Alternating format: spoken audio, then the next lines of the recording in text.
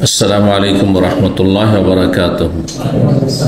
إن الحمد لله نحمده ونستعينه ونستغفره ونعوذ بالله من شرور أنفسنا ومن سيئات أعمالنا. من يهده الله فلا مضل له ومن يضلل فلا هادي له. وأشهد أن لا إله إلا الله وحده لا شريك له وأشهد أن محمدا عبده ورسوله صلى الله تعالى عليه وعلى آله وصحبه وسلم تسليما كثيرا. أما بعد فقد قال الإمام البخاري رحمه الله تعالى كتاب الأشربة وباب قول الله تعالى إنما الخمر والميسر والأنصاب والأزلام رجس من عمل الشيطان. قال حدثنا عبد الله بن يوسف قال أخبرنا مالك عن نافع عن ابن عمر رضي الله تعالى عنهما أن رسول الله صلى الله عليه وسلم قال من شرب الخمر في الدنيا ثم لم يتب منها حرمها في الآخرة. সম্মানিত ভাতৃমণ্ডলী, আল্লাহ রাব্বুল আলামিনের প্রশংসা এবং প্রিয় নবী সাল্লাল্লাহু আলাইহি সাল্লামের উপর সালাত ও সালামের পর আজ সোমবার 30শে রবিউল আউয়াল 1447 হিজরি মোতাবেক 22 সেপ্টেম্বর 2025 আমাদের ধারাবাহিক আলোচনা সহিহুল বুখারীর নতুন একটি পর্বের বিষয়বস্তু হচ্ছে পানীয়, অর্থাৎ যেসব বস্তুগুলি পান করা হয়। পানীয় মানে পানযোগ্য বস্তু, যেগুলি পান করা হয় সেগুলি দুই ভাগে বিভক্ত, হালাল অথবা হারাম। তো এখানে হালাল পানীয়র কথা আসবে আর হারাম পানীয়র কথা আসবে। জি, কিতাবুল আশরেবা, ইমাম বুখারী রাহিমাহুল্লাহ বলছেন এই পর্ব নম্বর হচ্ছে 74, ধারাবাহিক সহিহ বুখারীর 74 নম্বর পর্বে পানীয় বস্তু সম্পর্কে আলোচনা। আশরেবা শারাবুনের বহুবচন, শারাব মানে পানীয় বস্তু, কিন্তু উর্দুতে শারাব বলা হয় খামরকে, মদকে। আর উর্দুর প্রভাব আছে বাংলায়, সেজন্য অনেকে বাংলায় মনে করেন যে শারাব মানে কি মদ। মদ হচ্ছে এক ধরনের পানীয়, হারাম পানীয়। তো শারাব, উর্দুর শারাব আর আরবির শারাবে পার্থক্য রয়েছে। আরবির শারাব মানে মায়ুশরাব, যা পান করা হয়, পানি শারাব, যে কোনো জুস শারাব, বোঝা গেছে না? একই শব্দ, কিন্তু আরবিতে গেলে ওর অন্য অর্থ, আর উর্দুতে গেলে তখন অন্য অর্থ হয়ে যায়। উর্দুতে শুধু মদের পানীয়কে শারাব বলা হয়, শারাব পিনা হারাম হয় বলছেন, কিন্তু এখানে কিতাবুল আশরেবা পানীয় বস্তু। শারাব মানে শারেবা ইয়াশরাবু শুরবান মানে পান করা। আশরেবা বহু বচন, জামা শারাবনের, মানে পানীয় বস্তু সম্পর্কে এই পর্ব। মহান আল্লাহ ইরশাদ করছেন সূরা মায়েদার আয়াত নম্বর 90, এখানে একটি পানীয়র কথা উল্লেখ করা হয়েছে যেটি হারাম, আল্লাহ হারাম করেছেন। তো কোরআন কারীমের এই আয়াত দিয়ে এই পর্ব এবং পর্বের প্রথম অধ্যায় শুরু করেছেন। এটি ইমাম বুখারী রাহিমাহুল্লাহর ভালো একটি অভ্যাস যে আল্লাহর কিতাব কোরআন কারীমের আয়াতে মুবারাকা বরকতপূর্ণ হিদায়াত করা। কোরআন কারীমের আয়াত দিয়ে যদি কোনো পর্ব শুরু করা যায় তাহলে সেটা বেশি বরকতপূর্ণ। 2 নম্বরে কোরআন কারীমের আয়াত দিয়ে কোনো পর্ব বা কোনো অধ্যায় শুরু না করে যদি রাসূলুল্লাহ সাল্লাল্লাহু আলাইহি ওয়াসাল্লাম বাণী দিয়ে শুরু করা হয়, সেটা ভালো, সেটাও বরকতপূর্ণ। আমার ভাষা আপনার ভাষা ইমাম বুখারীর ভাষার চাইতে ভালো, বরকতপূর্ণ। এই জন্য অনেক অধ্যায় দেখবেন যে হাদিসের একটা অংশ দিয়ে ইমাম বুখারী অধ্যায় নিয়ে এসেছেন। এই অধ্যায় হচ্ছে এই হাদিস সমূহ। বাবুন বুনিয়াল ইসলাম আলা খামস, হাদিসের একটা অংশ, তাই না? এইভাবে তো কোরআন কারীমের এই আয়াত নিয়ে এসেছেন যাতে একটি পানীয়র কথা রয়েছে, যাতে বুঝবো আমরা যে এই পানীয় হারাম না হালাল। বাবু কওলিল্লাহি তাআলা, এই অধ্যায় হচ্ছে মহান আল্লাহর এই বাণীর তাফসীর, ব্যাখ্যা সম্পর্কে। ইন্নামাল খামরু, নিশ্চয় মদ। এই যে আরবিতে খামর মানে হচ্ছে বাংলায় মদ। ওয়াল মাইসিরু, এবং জুয়া। মাইসের মানে জুয়া হয়, আর কেমার মানে জুয়া হয়। কোরআনে মাইসের রয়েছে, আর হাদিসে কিমারের কথা রয়েছে। জুয়া, জুয়া কি? হ্যাঁ, যে কোনো লটারি জুয়া, বাংলা আবার লটারি বলা হয়, জায়েজটাকে লটারি বলা হয়, আর না জায়েজ জুয়াটাকে লটারি বলা হয়, তাই না?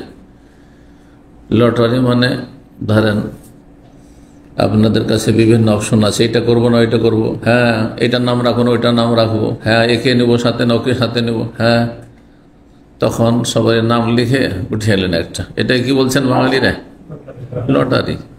কিন্তু লটারি মানে যেটা জুয়ার লটারি সেটা তো আর এটা নাই, জুয়ার লটারি হারাম, কিন্তু এই লটারি যেটা বলছেন সেটা কি হারাম? তো এটা আসলে যে জুয়ার লটারি সেটা নয়, বরং এর নাম হচ্ছে আপনার কি বলা হয়েছে, কোরআ। হ্যাঁ কোরআ মানে ভাগ্য নির্ণয় করা, কার ভাগ্যে উঠে। করার কথা কোরআনে কারিমে রয়েছে, আইয়ুম ইয়াকফুলু মারিয়াম, যে মারিয়ামের দেখাশোনা করে, যেন সবাই দাবিদার যে আমি দেখাশোনা করবো, আমি লালন পালন করবো, আমি লালন পালন করবো, কার নাম উঠে দেখা যাক।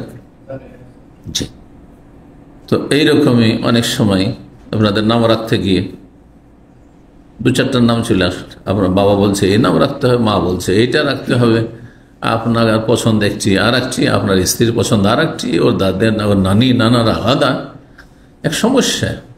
আজকাল অধিকাংশ মুসলিমদের দেখা যায় বাচ্চা নিয়ে মাত্র একটা দুটো, এখন নাম রাখনেওয়ালা আর দল ভারী, আর সবাই নিজেরটাকে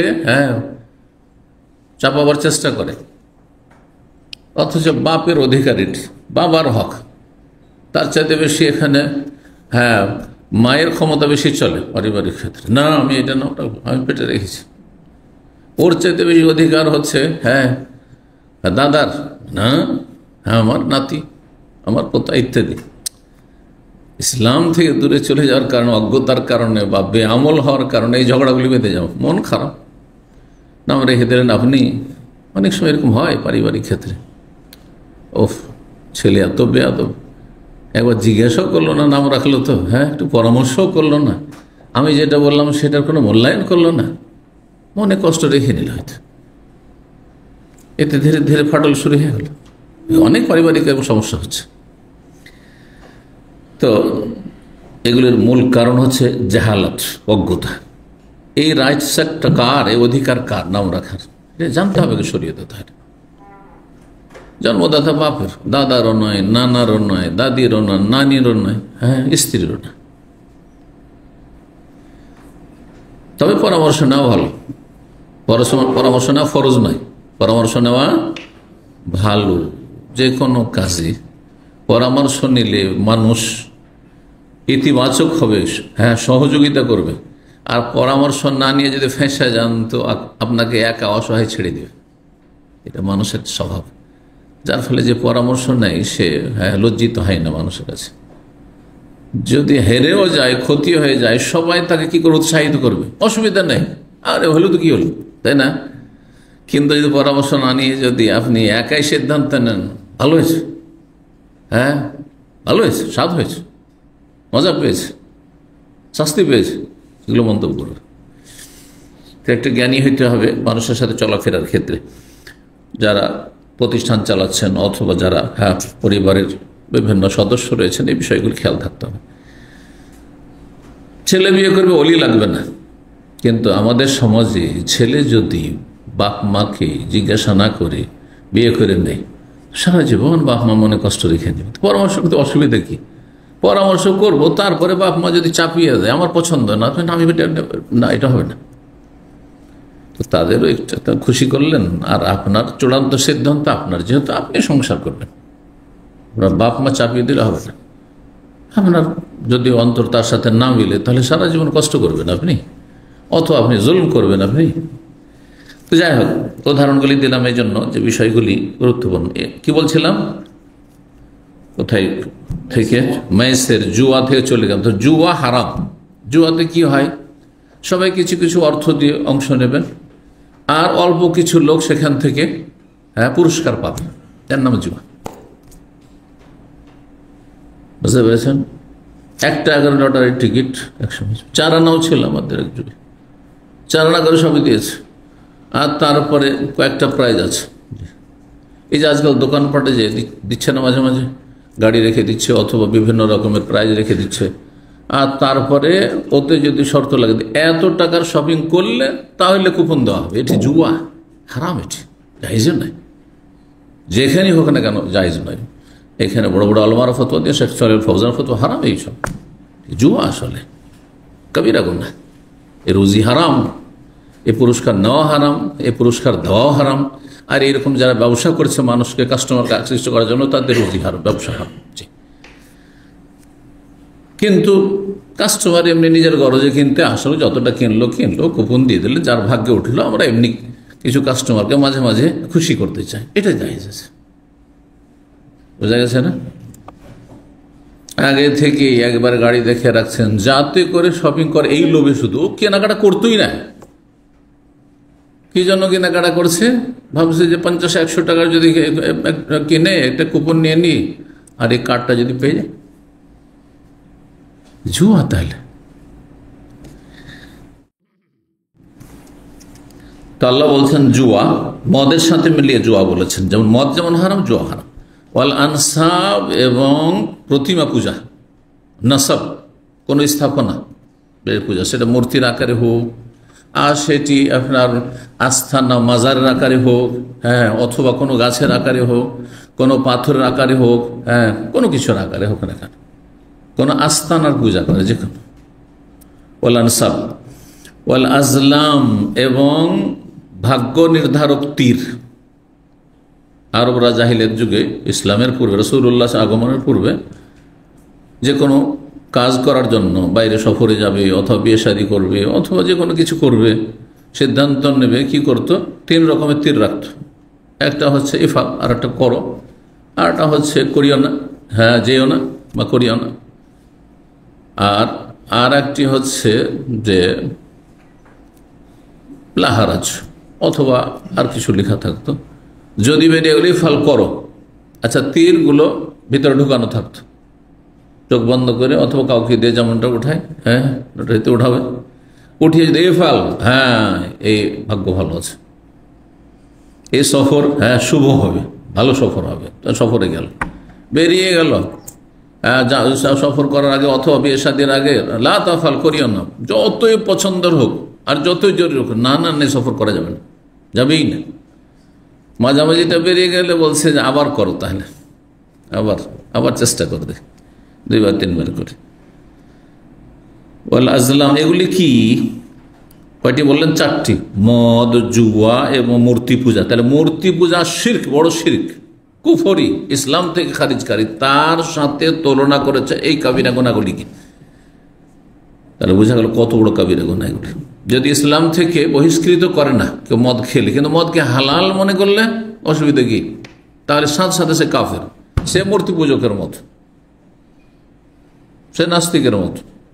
একজন বলছে আল্লাহ নেই, একজন সেজদা করছে কবর মাজারে অথবা মূর্তিকে সেজদা করছে, আর একজন বলছে মদ হালাল, আমার পয়সা দেখো, তোমার কি তাতে? সেও কাফের, মুরতাদ। একটি বিধান অস্বীকার করলে সবকে অস্বীকার করা, যেমন একজন নবীকে অস্বীকার করলে সব নবীকে অস্বীকার করা হয়। একটি কিতাব, আসমানি কিতাবকে অস্বীকার করলে সব কিতাবকে অস্বীকার করা হয়। লা নুফাররিকু বাইনা আহাদিন মির রুসুলি, আমরা কোন রাসূলের মাঝে পার্থক্য করি না। ইহুদিরা মূসা আলাইহিস সালামকে মানত, বনি ইসরাইলরা, যারা ইহুদ পরে নামকরণ করেছে নিজের, কিন্তু ঈসা আলাইহিস সালামকে মানত না, সেজন্য আল্লাহ কাফের বলেছেন। খ্রিস্টানরা মূসা ঈসা উভয়কে মানত নবী হিসাবে, কিন্তু মুহাম্মদ রাসূলুল্লাহ সাল্লাল্লাহু আলাইহি ওয়াসাল্লামকে মানেনি, সেজন্য তারা কাফের হয়েছে।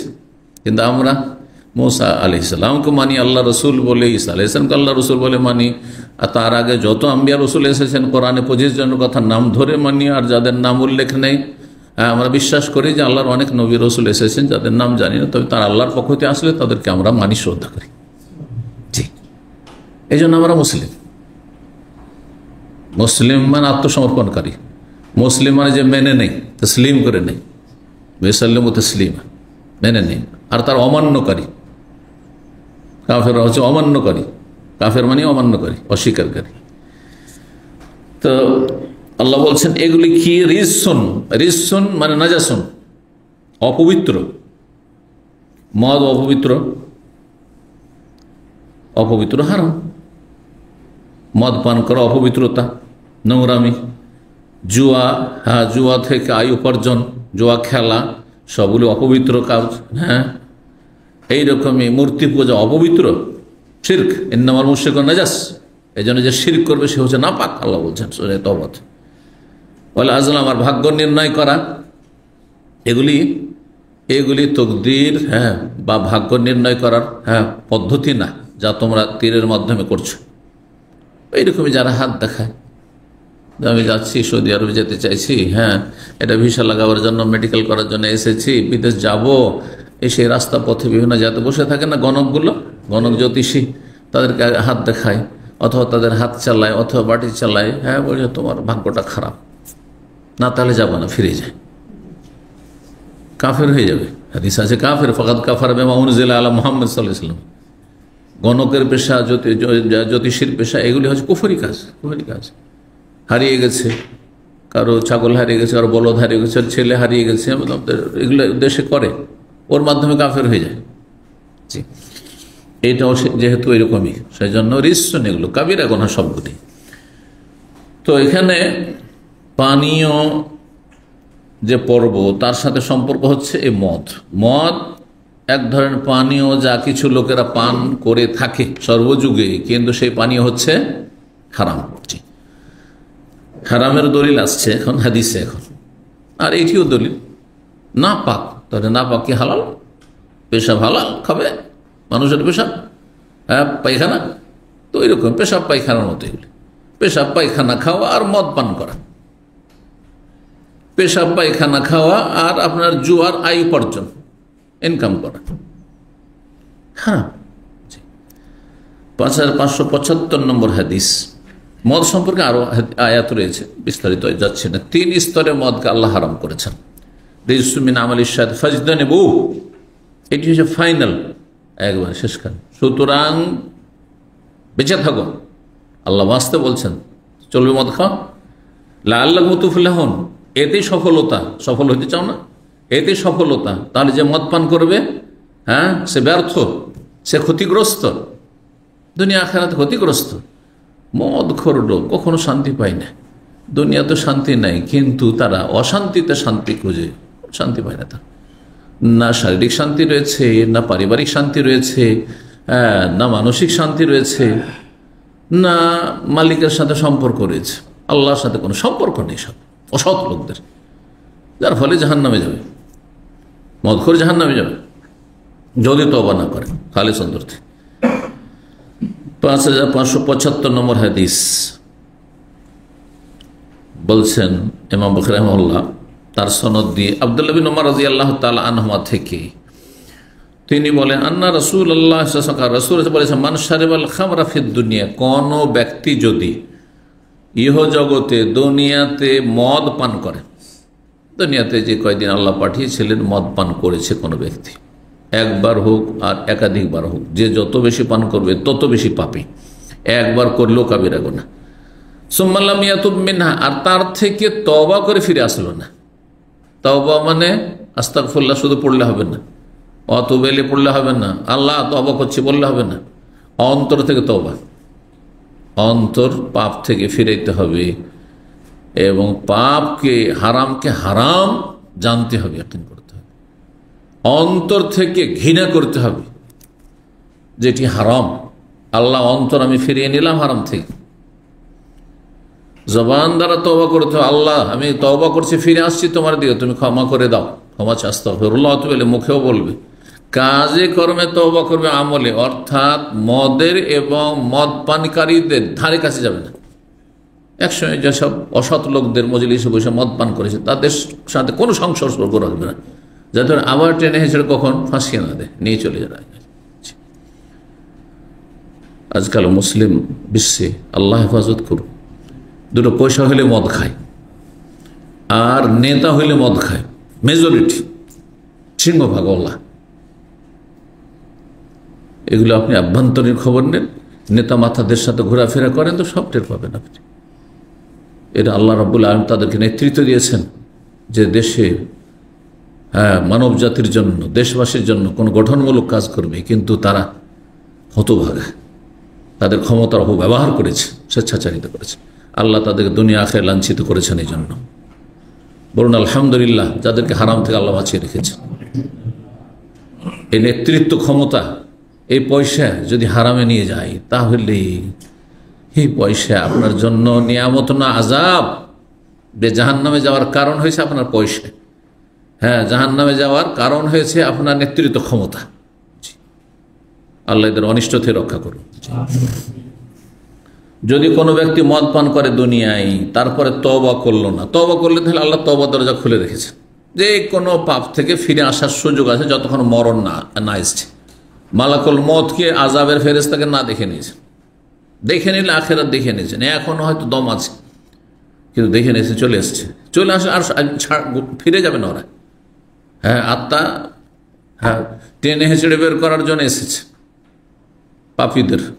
সুতরাং তখন আখিরাতের জগতে আছে সে, তখন আর তওবা দরজা বন্ধ হয়ে যায়। হাদিসে রয়েছে, যদি তওবা না করে মারা যায় হোরে মাহফিল আখিরা, তাহলে পরকালে এই পানীয় থেকে, মানে মদের নিয়ামত থেকে, জান্নাতে যে একটি নিয়ামত হবে কি মদ, সেটা থেকে বঞ্চিত থাকবে, সেটা বঞ্চিত থাকবে।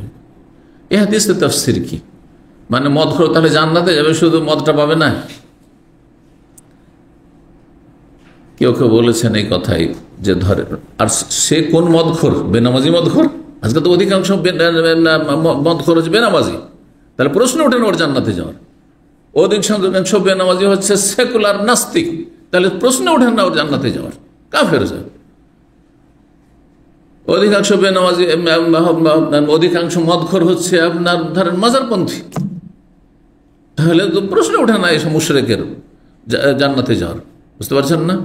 যদি এমন কোনো মদখোর হয়, এমন কোনো মদখোর হয় যে সহি আকীদার, সহি আকীদা, যেভাবে সহি আকীদা, আল্লাহর সাথে শিরক করে না, নাস্তিক না, আর মাজার পীর এসব শিরকে বিশ্বাসী না, বড় শিরক তাদের জীবনে নেই, বড় কুফরি নেই, ইমান ভঙ্গকারী বিষয় নেই, 5 ওয়াক্ত নামাজ পড়েছে কিন্তু মদখোর, এটা বাংলার জমিনে পাওয়া যাবে না, কিন্তু আরবদের মধ্যে আছে।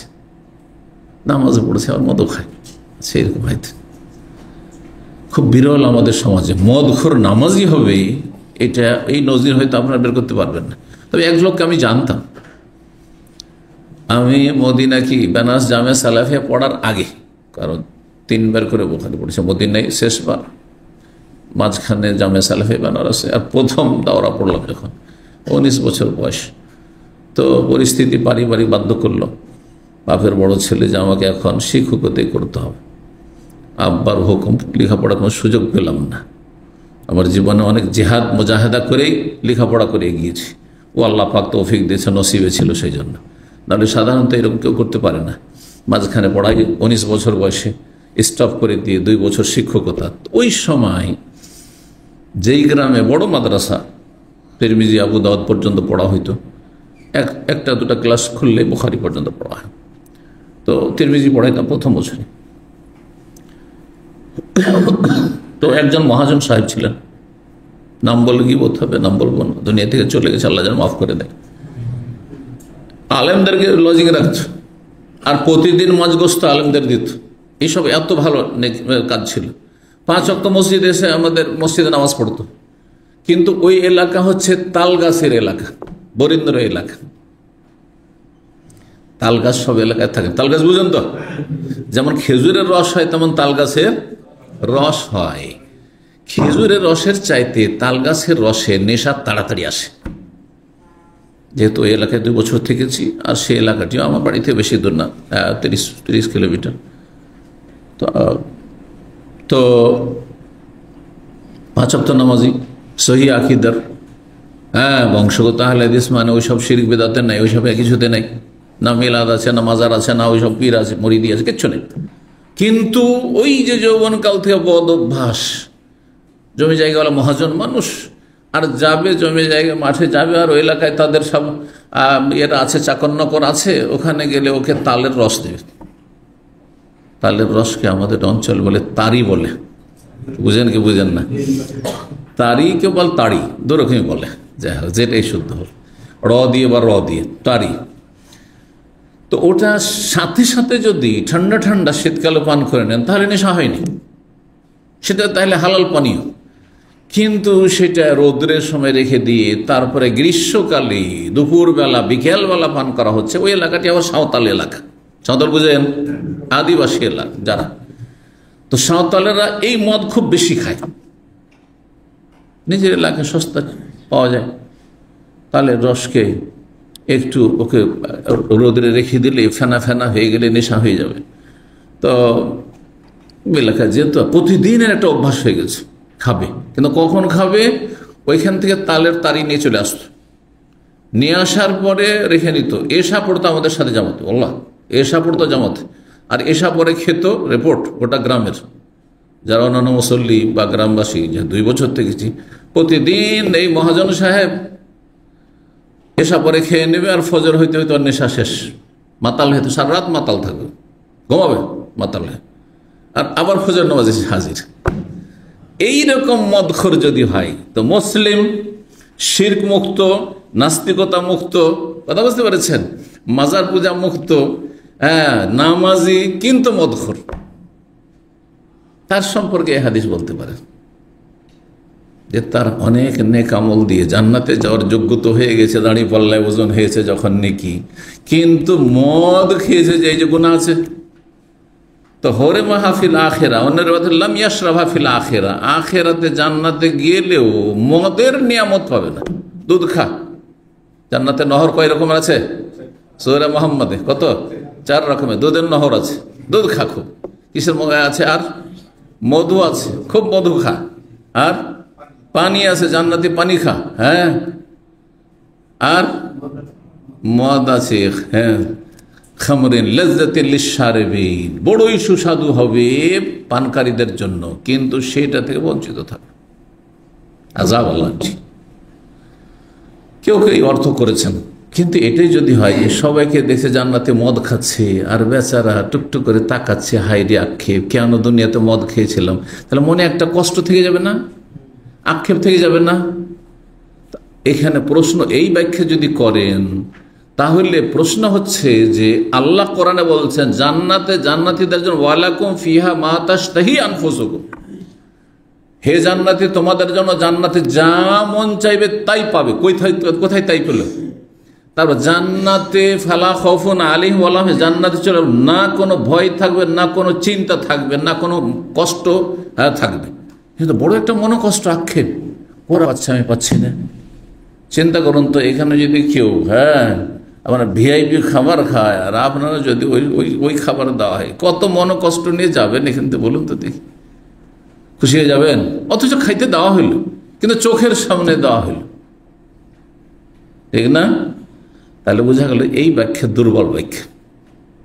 এবার বুঝতে পারছেন? হাদিসটা একটু লম্বা করছি যাতে করে বুঝতে পারেন। ওলামারা যে ব্যাখ্যাগুলি করেছেন, ব্যাখ্যা করলেই যে সহি হয়ে যাবে অথবা শক্তিশালী হয়ে যাবে, এটি একটি ব্যাখ্যা, যে জান্নাতে যাবে কিন্তু কি হবে না, মদ খেতে পাবে না, জান্নাতি মদ খেতে পাবে না। তাহলে তো কষ্ট থেকে এলো মনে, জান্নাতে তো জান্নাতে কি শান্তি পাবে? মনে যদি কারো কষ্ট কোন রকমের যদি একটা অশান্তি, সব শান্তি আছে আপনার, টাকা পয়সা আছে আপনার, এই যে প্রবাসে 5,000 অনেক আছে, 5,000 10,000 বেতন পাচ্ছেন, বিজনেস করছেন, কিন্তু স্ত্রী সাথে নেই, অথবা স্ত্রী ভালো না। আরে এক ভাই বলছে, ইনভেস্টর সৌদি আরবে, আমাকে বলছে যে পয়সার দিক থেকে অনেক সুখে আছে, কিন্তু আমার স্ত্রীকে নিয়ে এসে 2-3 মাসও রাখতে পারি না, ও থাকবে না। কেন থাকবে না? বিলাসী। এখানে থাকলে কাজের মেয়ে নিয়ে আসতে পারছে না, আর ওখানে ঘুমিয়ে ঘুমিয়ে 4-5টা কাজের মেয়ে বাড়িতে, বাসাতে। ও শুধু মোবাইল, ওর কাজ হচ্ছে মোবাইল নিয়ে বসে থাকা, অথবা শুধু শপিং করা আর আড্ডা দেওয়া। তো ওই জীবন ছেড়ে সৌদি, তারপরে এখানে বন্ধ জীবন, আমি ব্যবসা করি সবসময়, এদিকে নিয়ে ঘুরতে পারি না, ওখানে যেখানে ইচ্ছা সেখানে ঘুরে। হ্যাঁ, কার আছে, হাউস ড্রাইভার আছে, ওকে নিয়ে যেখানে ইচ্ছা সেখানে ঘুরে ঢাকায়, বুঝতে পারছেন? তো এত বড় ইনভেস্টর হয়ে আর এত পয়সা ইনকাম করে শান্তি আছে? একটা অশান্তি লাগে আছে। স্ত্রী কথা শোনে না, থাকতে চাই না সাথে, যাও তুমি থাকো, গেলাম আমি, কি কোনো শান্তি আছে এই পয়সাতে? ঠিক না? তো জান্নাতে এমন কিছু থাকবে নাকি? দুনিয়াতে যতই সুখী হোক ওর অশান্তি আছে, যতই সুখী হোক ওর অশান্তি আছে, কিছু না কিছু অশান্তি আছে। ও জানছে, আপনি জানেন না, এটা আমি জানি না। তিক্ততা তো অবশ্যই আছে, সবসময় না থাকলে মাঝে মাঝে আছে। সব দিক মিলিয়ে জুলিয়ে হয়তো মোটামুটি ভালো আছে, সেজন্য খুব ভালো আছে, আলহামদুলিল্লাহ। যাদেরকে এরকম রয়েছে, আমার এইরকম বড় কোনো অশান্তি নেই যেটাতে মানে অনিদ্রা চলে আসবে, একটা অশান্তি থাকবে সবসময়, মনোকষ্ট থাকবে, এরকম নেই, আলহামদুলিল্লাহ। তাহলে খুবই ভালো। এই জন্য দেখা যায় যত ইমানদার মানুষ তত ভালো অবস্থায় আছে দুনিয়াতে, কেন অল্পতে পরিতুষ্টি, বালা মুসিবত আলহামদুলিল্লাহ। হ্যাঁ, সুখে অহংকার নেই, আর দুঃখে হাহুতাশ নেই। বুঝতে পারছি? তাহলে দ্বিতীয় অর্থ এখানে করছি এখন। দ্বিতীয় অর্থটি হচ্ছে সহি এবং প্রাধান্যযোগ্য। সেটি হচ্ছে, যদি কোনো ব্যক্তি দুনিয়াতে মদ খায় আর তওবা করলো না, লামিয়া শাফিল হরে মাহফিল আখেরা, পরকালে বঞ্চিত থাকবে মদ থেকে, মানে জান্নাত থেকে বঞ্চিত থাকবে, জান্নাত থেকে বঞ্চিত থাকবে। তাহলে আর এক সমস্যা, তাহলে মদ পান করা কি, মদ পান করলে কাফের হয়ে যায়? তো জান্নাত থেকে বঞ্চিত থাকবে স্থায়ীকে কাফের, তো মদ পানকারীকে কি কাফের বলবেন না ফাসেক? পাপিষ্ট, কিন্তু কাফের না সে, যতক্ষণ বড় কুফরি না যাবে। বেনামাজি নাই, তাহলে সে কাফের না। যেমন বললাম, নামাজি, সহি আকীদার, সব এগুলো ঠিক আছে, নাস্তিকও না, হ্যাঁ, কিন্তু মদ খায়, তাহলে সে কি? ফাসেক, পাপী, কিন্তু কাফের না। জান্নাত থেকে বঞ্চিত থাকবে আখিরাতে, এই মদ থেকে, জান্নাতি মদ থেকে, মানে জান্নাত থেকে বঞ্চিত থাকবে। তাহলে তো আমি একটা ফাসেকে জান্নাত থেকে বঞ্চিত করে দিলাম, কেমন হয়? এটা খারিজিদের আকীদা, এটা মুতাজিলার আকীদা, যে দাইয়ুস কোশ্চিন কালেও হ্যাঁ জান্নাতে যাবে না। যা এই যে বক্তারা যেভাবে বলেছে, এটা হচ্ছে খারিজিদের আকীদা, হ্যাঁ, চরমপন্থীদের আকীদা, এটা জঙ্গিদের কথা। কথা বুঝতে পেরেছেন? মুতাজিলাদের কথা এগুলো ভ্রান্ত আকীদা। আহলে সুন্নাত ওয়াল জামাতের আকীদা না। আহলে সুন্নাত বলছে যে ফাসিক অস্থায়ী জাহান্নামী, স্থায়ী জাহান্নামী না, কাফের স্থায়ী, মুশরিক স্থায়ী জাহান্নামী। তাহলে তখন কি উত্তর দেবেন? হ্যাঁ, এখানে ব্যাখ্যা করতে পারলাম, হরে মাহফিল আখেরা, জান্নাত থেকে বঞ্চিত থাকবে, মানে প্রথমখানে প্রবেশ থেকে বঞ্চিত থাকবে। সবাই জান্নাতে প্রবেশ করছে, হ্যাঁ, তারও নেকি যথেষ্ট আছে, সে জান্নাতে যেতে পারবে, কিন্তু তওবাবিহীন মদ খেয়ে এসেছে, সেই জন্য প্রথমখানে জান্নাতে যেতে পারবে না, জাহান্নামে যাও। মদ খেয়েছো, কিছুদিন জাহান্নামের মেহমান থেকে আসো ওখানে, আর সেখানে তোমাকে কিছু খাওয়ানো হোক আর শাস্তি দেওয়া হোক জাহান্নামের খাবার, আর তারপরে তখন তুমি উঠে আসবে ওখান থেকে। হরে মাহফিল আখিরা মানে লাম ইয়াদখুলিল জান্নাহ দুখুলান আউয়ালিয়ান, প্রথমখানে প্রবেশ করবে না। পক্ষান্তরে যারা গুনাহ করেছে কাবিরা, কিন্তু তওবা করে গিয়েছে আর আমল আছে জান্নাতে যাওয়ার মতো, প্রথমখানে সবাই যাচ্ছে, ওরও সিরিয়াল আসবে, জান্নাতে চলে যাবে, জাহান্নাম যেতে হবে না। এবার বুঝতে পেরেছেন? তাহলে এখন সংক্ষেপে কথাটি বললে এবার বলতে হবে, যেই ব্যক্তি মদ খেয়ে দুনিয়া থেকে যাবে বিনা তওবায়, সে প্রথমখানে, প্রথম চান্সে জান্নাত যেতে পারবে না। হ্যাঁ, লাম ইয়াশাফিল আখিরা, যখন প্রথম চান্সে জান্নাত যেতে পারলো না, তার মানে মদও খেতে পারলো না, জাহান্নামে আছে, তো মদ কোথায় পাবে? জান্নাতে। বুঝছেন না? এই অর্থটি বেশি সহি। 5576 নম্বর হাদিস। হাদিস বর্ণনা করেছেন প্রখ্যাত তাবে সাঈদ ইবনে মুসাইয়িব রাদিয়াল্লাহু তাআলা আনহু রাহিমাহুল্লাহ, আন্নাহু সামিআ, আবার তিনি শুনেছেন আবু হুরায়রা রাদিয়াল্লাহু তাআলা আনহু থেকে বলছেন, আন্না রাসূলুল্লাহ সাল্লাল্লাহু আলাইহি ওয়াসাল্লাম উতিয়া লাইলাতা উসরিয়া বিহি বিইলিয়া বিকাদাহাইন মিন খামরিন ওয়া লাবানিন। রাসূলুল্লাহ সাল্লাল্লাহু আলাইহি ওয়াসাল্লামের নৈশ ভ্রমণে, নৈশ ভ্রমণ মানে রাতের সফর। কোথাকার রাতের সফর? দুনিয়ার কোথাও? কোথাকার? আকাশের সফর। হ্যাঁ, মক্কা থেকে বাইতুল মুকাদ্দাস, এই জমিনি সফর ইসরা, নৈশ ভ্রমণ। আর আকাশে ওপরে উঠাকে আরাজা ইয়ারজু বলা হয়, সেজন্য ওর নাম হচ্ছে মেরাজ। তো এখানে এই রাতে দুটো অবস্থা হয়েছে নবী সাল্লাল্লাহু আলাইহি ওয়াসাল্লাম। একটি হচ্ছে ইসরা, মানে জমিনি সফর, ওটার নাম হচ্ছে ইসরা, সুবহানাল্লাযী আসরা বিআবদিহি, সূরায় একটি সূরার নাম ইসরা, এটা কোরআনের স্পষ্ট আয়াত দ্বারা প্রমাণিত। আর বাইতুল মুকাদ্দাস থেকে, ফিলিস্তিন থেকে যে 7 আসমানে আল্লাহ নিয়ে গেছেন রাসূলুল্লাহ সাল্লাল্লাহু আলাইহি ওয়াসাল্লামকে, সেটি হচ্ছে মেরাজ, যা সূরা নাজমের আয়াতে ইশারা ইঙ্গিতমূলক বর্ণনা হয়েছে, স্পষ্ট নেই তবে আছে। আর হাদিসে সহি হাদিসে মেরাজের হাদিস, প্রসিদ্ধ হাদিস, অনেক হাদিস রয়েছে। তো রাসূলুল্লাহ সাল্লাল্লাহু আলাইহি ওয়াসাল্লাম যেই রাতে মেরাজের সফর করেছিলেন, সহজ ভাষায় মেরাজের সফর করেছিলেন, সেই সময় তিনি এলিয়া নামক স্থানে ছিলেন। এলিয়া হচ্ছে বাইতুল মুকাদ্দাসের অঞ্চলে একটি জায়গা, মানে প্যালেস্টাইনে। কি নিয়ে আসা হলো রাসূলুল্লাহ সাল্লাল্লাহু আলাইহি ওয়াসাল্লামের কাছে? ওতিয়া মানে নিয়ে আসা হলো দুটো পাত্র বা পেয়ালা, দুটো পান পাত্র নিয়ে আসা হলো। কাদাহন মানে পেয়ালা হয়, কাদাহন মানে গ্লাসও হয়। আগের যুগে তো আর এরকম উন্নতি ছিল না, যার ফলে উন্নত জীবনযাপন না থাকার কারণে পেয়ালাতে পান করতো মানুষ, পেয়ালাতে পানি পান করতো। অথচ বাটি থেকে নয় পানি পান করেছি আমি একসময়, হ্যাঁ, গ্লাস। তারপরে গ্লাস হচ্ছে পান করার জন্য, বাটি হচ্ছে আলাদা কাজের জন্য, হ্যাঁ। আর এক এক রকমের পানীয়ের জন্য এক এক রকমের আপনার পাত্র। তো সেটা তো মানুষের যখন পয়সা হয়েছে তখন না হয়েছে। তো বলছেন দুটো পাত্র নিয়ে আসা হলো, একটিতে ছিল মিন খামরিন, মদ, ওলা বানেন, আর একটি ছিল দুধের। ফেরেশতা নিয়ে আসলেন রাসূলুল্লাহ সাল্লাল্লাহু আলাইহি ওয়াসাল্লামের কাছে। ফানাজারা ইলাইহিমা, দুটো সামনে পেশ করলেন যে দুটোর যেটা ইচ্ছা আপনি পান করেন। সুবহানাল্লাহ।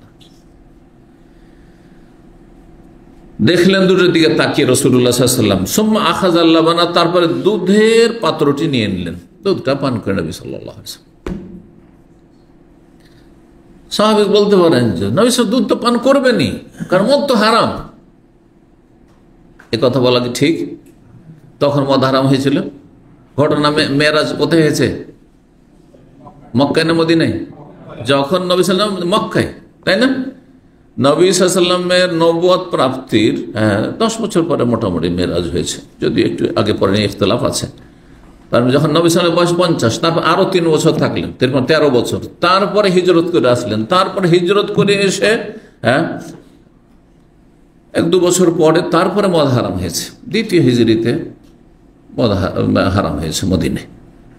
তাহলে মদ হারামার 5 বছর আগে মেরাজ হয়েছে, তাহলে মদ হালাল। হালাল জিনিস যদি কোনো কিছু পেশ করা হয় তার নিতে আপত্তি আছে কি? কিন্তু নবী সাল্লাল্লাহু আলাইহি ওয়াসাল্লামের প্রকৃতি যেহেতু হচ্ছে পরিষ্কার পরিচ্ছন্ন, প্রকৃতি বুঝছেন তো, মানুষের অনেক প্রাকৃতিকভাবে মানুষ ভালো থাকে। দেখেন অনেক ছেলে মেয়েরা কলেজ ইউনিভার্সিটিতে লেখাপড়া করছে, ইসলামিক প্রতিষ্ঠানে কোনোদিন লেখাপড়া করেনি, কিন্তু প্রাকৃতিকভাবে এত ভালো ছেলে মেয়ে যে ওখান থেকে ধার্মিক। হিন্দুর ঘরে জন্ম নেই, এত ধার্মিক যে ওই রকম ধার্মিক আমরা হইতে পারি। আমি এরকম লোক জানি, তাদের জীবনী বেলালের ইতিহাসকে হারিয়ে দেওয়ার মতো। জি, এরকম ছেলে আছে, এরকম লোক আছে পৃথিবীতে, এখন আছে। তার কাহিনী শোনেন, আর বেলালের ওপরে যে জুলম অত্যাচার চলেছে মক্কায়, তাহলে মনে হয় যে এতে বেলালের সঙ্গী একবারে। কত যে জুলম অত্যাচার চলেছে, আল্লাহু আকবার। কিভাবে জীবন কে নিয়ে আল্লাহ তার হায়াত রেখেছে। তার আপন বোনকে খুন করা হয়েছে, আর কোনো গরিবের ছেলে না, বড় ধনকুবের ছেলে, পয়সাওয়ালা ছেলে। আল্লাহু আকবার। আমরা ঘরে তো আরামের নিয়ামত পেয়েছি, ইসলামের নিয়ামত পেয়েছি। কি যে কষ্ট করে সে পৌঁছেছে, মদিনা মুনাওয়ারা পর্যন্ত পৌঁছেছে। আরো বলে মদিনাতে আছে ছেলে, মসজিদে নববীতে দিন শিখে। এখন জীবনটা জেহাদের জীবন, যে কত যে জেহাদ করেছে, আর বাপ মা তাকে খুন করার জন্য যখন পারেনি কত যে চেষ্টা করেছে। তাদের সাধু সন্ন্যাসীরা তাকে জাদু করি আর কত কি করে তাকে মেরে দেওয়ার চেষ্টা করেছে। তার বোন কি যখন ইসলাম গ্রহণ করলো, গোপনে জানতে পারলো, তার বলিদান করেছে দেবদেবীর সামনে। হাউযুবিল্লাহ, হাউযুবিল্লাহ। বলুন আলহামদুলিল্লাহ। জন্মসূত্রে ইসলাম পেয়েছেন আর নামাজ পড়েন না, কি জবাব দিবেন রবকে? জন্মসূত্রে ইসলাম পেয়েছেন আর পাপে ডুবে আছেন, পাপ করছেন, হারাম খাচ্ছে। দেখুন তাদের জীবনী থেকে কত শিক্ষা নিতে পারেন, কত ইমান তাজা হয়। তো মানুষের প্রকৃতি যখন ভালো থাকে, গোবরে পদ্ম ফুল হয় আমাদের সমাজ, বলেন না বাংলা ভাষাতে, গোবরে পদ্ম ফুল। খারাপ পরিবার, একটা ভালো ভালো ছেলে তৈরি হয়ে গেছে, ভালো মানুষ তৈরি হয়ে গেছে, আর ভালো পুরো আলেম পরেজগার আল্লাহওয়ালাদের পরিবারে অসৎ কুখ্যাত ছেলে মেয়ে, বাপ মার মান ইজ্জত কি একবারে সর্বনাশ করে দিয়েছে, হচ্ছে। নাসাল্লাহ সালামাত ওয়াল আফিয়া।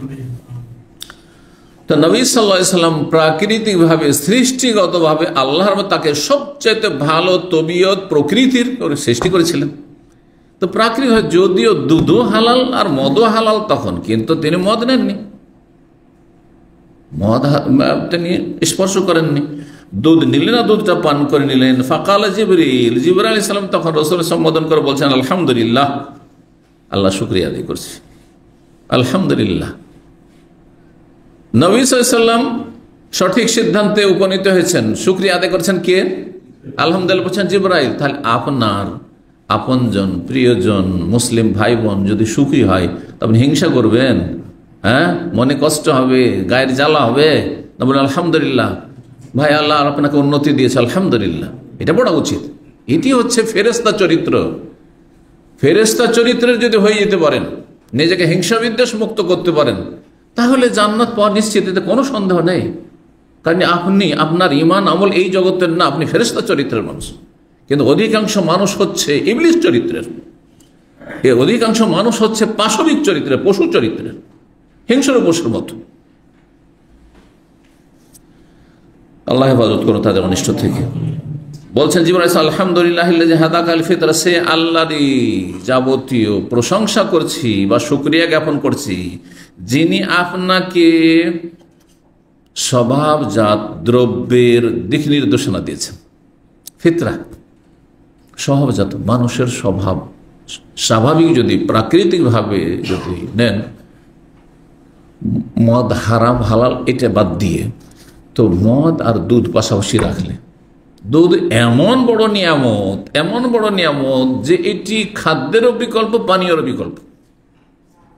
বুঝতে পেরেছেন? এই জন্য দুধ পান করার পরে নবী সাল্লাল্লাহু আলাইহি ওয়াসাল্লাম দোয়া, বিশেষ দোয়া শিখেছেন। অন্য খাবার দাবার বা পানি পান করার পরে ওই দোয়া নেই, কিন্তু কি জানেন? আল্লাহ বারিক লানা ফিহি ওয়া জিদনা মিনহু, হে আল্লাহ আমার এই দুধে বরকত দাও এবং আরো বেশি দাও।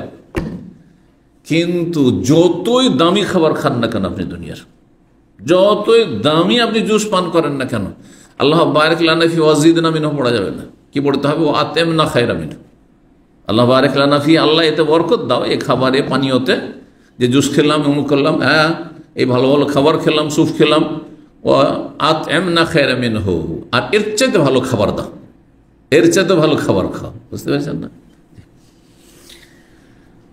তারপরে নবী সাল্লাল্লাহু আলাইহি সাল্লামকে বললেন জিবরাইল, ওয়ালাউ আখাযতাল খামরা, আপনি যদি মদ হাতে নিয়ে নিতেন আর পান করে নিতেন, গাওয়াত উম্মাতুকা, তাহলে আপনার উম্মত সব পথভ্রষ্ট হয়ে যেত। নবী সাল্লাল্লাহু আলাইহি ওয়াসাল্লাম দুধ পান করেছেন, দুধ চয়ন করেছেন মেরাজের সফরে, তারপরে অধিকাংশ উম্মত আজকে পাপিষ্ঠ, অধিকাংশ উম্মত ইসলামের পোশাক থেকে বেরিয়ে চলে গেছে, খলস থেকে বেরিয়ে চলে গেছে, নামে মাত্র মুসলিম, নামটা মুসলিম থেকে গেছে। কয়জন নামাজ পড়ে? পরিসংখ্যান বের করেন, 95 জন বেনামাজি হবেন, শতকরা 5 জন পাওয়া মুশকিল আছে, তার মধ্যে আবার বেদাতি নামাজি ছড়াছড়ি। জি, আল্লাহ হেফাজত করুন। 5577 নম্বর হাদিস, হাদিস বর্ণনা করেছেন আনাস রাদিয়াল্লাহু তাআলা আনহু, তিনি বলেন সামিআতু রাসূলুল্লাহ সাল্লাল্লাহু আলাইহি ওয়াসাল্লাম, রাসূলুল্লাহ সাল্লাল্লাহু আলাইহি ওয়াসাল্লামকে বলতে শুনেছি, বা সামিআতু মিন রাসূলিল্লাহ হাদিসান, আমি রাসূলুল্লাহ সাল্লাল্লাহু আলাইহি ওয়াসাল্লাম থেকে এমন একটি হাদিস শুনেছি, লা ইউহাদ্দিসুকুম বিহি গায়রি, যে হাদিসটি আমার ছাড়া তোমাদেরকে কেউ বর্ণনা করতে পারবে না, কারণ অন্য কেউ জানে না। তিনি অনুমান করে বলছেন যে বিষয়টি, যেহেতু যখন তিনি বলেন নবী সাল্লাল্লাহু আলাইহি ওয়াসাল্লাম, তখন শুধু আমি ছিলাম, আর কেউ ছিল না, আর তারপরে হয়তো বেশি সময় নবী সাল্লাল্লাহু আলাইহি ওয়াসাল্লাম পাননি, শেষ দিকে শুনেছেন, তো অন্য কেউ হয়তো বিষয়টি আর কেউ জানেনি, অথবা কারো কাছ থেকে তিনি শোনেননি যে এই বিষয়টি আর কেউ বর্ণনা করছেন। তো তিনি অনুমান করে বলছেন যে এই বিষয়ে আমার ছাড়া কারো কাছ থেকে জানার কোনো মাধ্যম বা সূত্র নেই। কি? নবী সাল্লাল্লাহু আলাইহি ওয়াসাল্লাম বলছে ইন্না মিন আশরাতিস সাআতি, কোন রিওয়ায়াতে রয়েছে, এখানে রয়েছে মিন আশরাতিস সাআতি, কিয়ামতের নিদর্শন সমূহের অন্তর্ভুক্ত হচ্ছে। আশরাত মানে আলামত, আর আলামত মানে লক্ষণ বা নিদর্শন। কিয়ামতের বেশ কিছু আলামত রয়েছে, আলামত শব্দটি আরবি, তো কিয়ামতের লক্ষণ মানে পূর্বাভাস, বেশ কিছু আভাস, সেগুলি দুই ভাগে ভাগ করা যেতে পারে। বড় আলামত 10টির মতো রয়েছে কিয়ামতের লক্ষণ, আর বাকি হাজার হাজার কিয়ামতের পূর্বাভাস লক্ষণ রয়েছে, সেগুলি ছোট। তো কিয়ামতের নিদর্শনাবলীর অন্তর্ভুক্ত হচ্ছে আইয়াজহারাল জাহল, যে এক সময় মানব সমাজে, মুসলিম সমাজে অজ্ঞতা প্রকাশ পাবে। ইসলাম সম্পর্কে অজ্ঞ, আল্লাহ, যদি আপনি পরিসংখ্যান বের অবাক হয়ে যাবেন। আপনি মুসলিম সমাজের অধিকাংশই সূরা ফাতিহা ভালো করে মুখস্থ রাখে না, সূরা ইখলাস, ফালাক, নাস ভালো করে মুখস্থ নেই। কি দিয়ে নামাজ পড়ে বলুন তো দেখি? আত্মাহাত দরুদ মুখস্থ নেই, আত্মাহাত দরুদ ছাড়া নামাজ হয় না। আমি নিজের খেয়াল খুশি বলছি না, আমি জেলে দীর্ঘ 20 বছরের মতো বক্তব্য করেছি। প্রথম দিকে তো সাপ্তাহিক যেতাম, আর তারপরে মাঝে মাঝে যেতাম মাসিক বা মাসে 2বার এই করে যেতাম, আর তারপরে শেষ দিকে আপনার যাওয়াটা একেবারে কমে গেছে। তারপর মাঝে মধ্যে হয়তো ওনাদের তলব হলে আমরা যাই। তো কখনো কখনো পরীক্ষামূলক জেলে যারা গেছে সবাই যে খারাপ তা তো নয়, তাই না? কিছু ভালো মানুষ হয়তো ফেঁসে গেছে কোনো এতে, কোনো একটা অপরাধে, হ্যাঁ, তো অভিযুক্ত হয়েছে, অথবা আসলে মানুষের, ভালো মানুষের পাপ হয়ে যেতে পারে। তো সব যে খারাপ তার নাই, ভালো মানুষও দেখেছি, কিন্তু ভালো হয়তো সীমিত ভালো, ভালো হয়তো কি সীমিত ভালো। অধিকাংশ যখন জিজ্ঞাসা করি আমি পরীক্ষা করার জন্য, যে দেখি মুসলিম সমাজের অবস্থাটা কি, আর এদেরকে আপনার ফাউন্ডেশন থেকে শিখাইতে হবে। কারণ নামাজ পড়লে সূরা ফাতিহা পড়তো, সূরা ফাতিহা ছাড়া নামাজ হয় না, আত্মাহাত ছাড়া নামাজ হয় না, দরুদ ছাড়া নামাজ হয় না। আর অল্প স্বল্প লোক থাকলে তখন আর বক্তব্য করি না, হয়তো 2-4-10 জন আছে, কি আর বক্তব্য করবো, একটু নসিহা করে উপদেশ দিয়ে, পাপ থেকে সতর্ক করে, আর পাপের কুফল বলে দিয়ে, কারণ ওগুলো বেশি দরকার তাদের জন্য। আর তারপরে চলেন তো সূরা ফাতিহা শোনান দেখি, আত্মাহাত শোনান দেখি। আল্লাহ, অর্ধেকের বেশি লোক শোনাইতে পারে। 10 জন থাকলে 3 জন পারে, 7 জনই পারে না। মেহনা বাড়াবাড়িতে বলছি, কারো কাছ থেকে শুনে না। এটা আইনুল ইয়াকিন, হাক্কুল ইয়াকিন, আমি নিজের চোখে দেখেছি এবং নিজে জিজ্ঞাসা করেছি। এটা মুসলিম জাতির অবস্থা। আর বাকি অমুসলিম আল্লাহর দিন থেকে কত অজ্ঞ হয়ে রয়েছে, আল্লাহর দিনকে ঘৃণা করে। হ্যাঁ, যারা আল্লাহর দিন মানে মুসলিম, মুসলিম মানে তাদের কাছে হচ্ছে বর্বর, মুসলিম হচ্ছে মুসলিমদের সম্পর্কে একটা বিরূপ ধারণা, হ্যাঁ, খারাপ, তাদের একটা নেগেটিভ চিন্তা চেতনা। হ্যাঁ, ইসলাম মুসলিমরা বদনাম হয়েছে তাদের কাছে। জ্ঞান কম হয়ে যাবে, মানে ইসলামের জ্ঞান কম হয়ে যাবে। ইসলামের জ্ঞানের শোচনীয়তা, জানে না ইসলাম সম্পর্কে, জানলে ভুল জানে, তো ভুল জেনে লাভটা কি?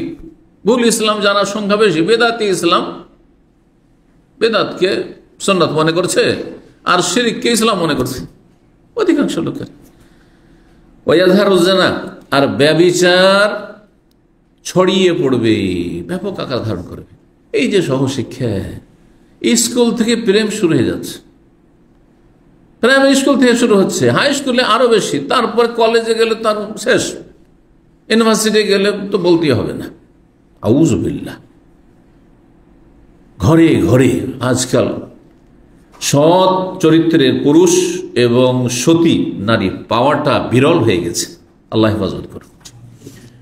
ওয়ায়াকিল্লুর রিজাল, পুরুষদের সংখ্যা কমে যাবে, কারণ মানুষের মাঝে ঝগড়া, বিবাদ আর খুনের ঘটনা খুব বেশি ঘটবে। আর অধিকাংশ খুনের ঘটনায় যারা খুন হয় তারা পুরুষ।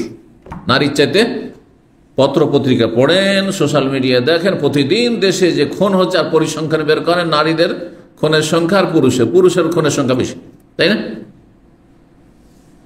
তখন এত বেশি খুন হইতে থাকবে তো পুরুষ কমে যাবে। এমনিতে পুরুষের প্রজন্ম কম।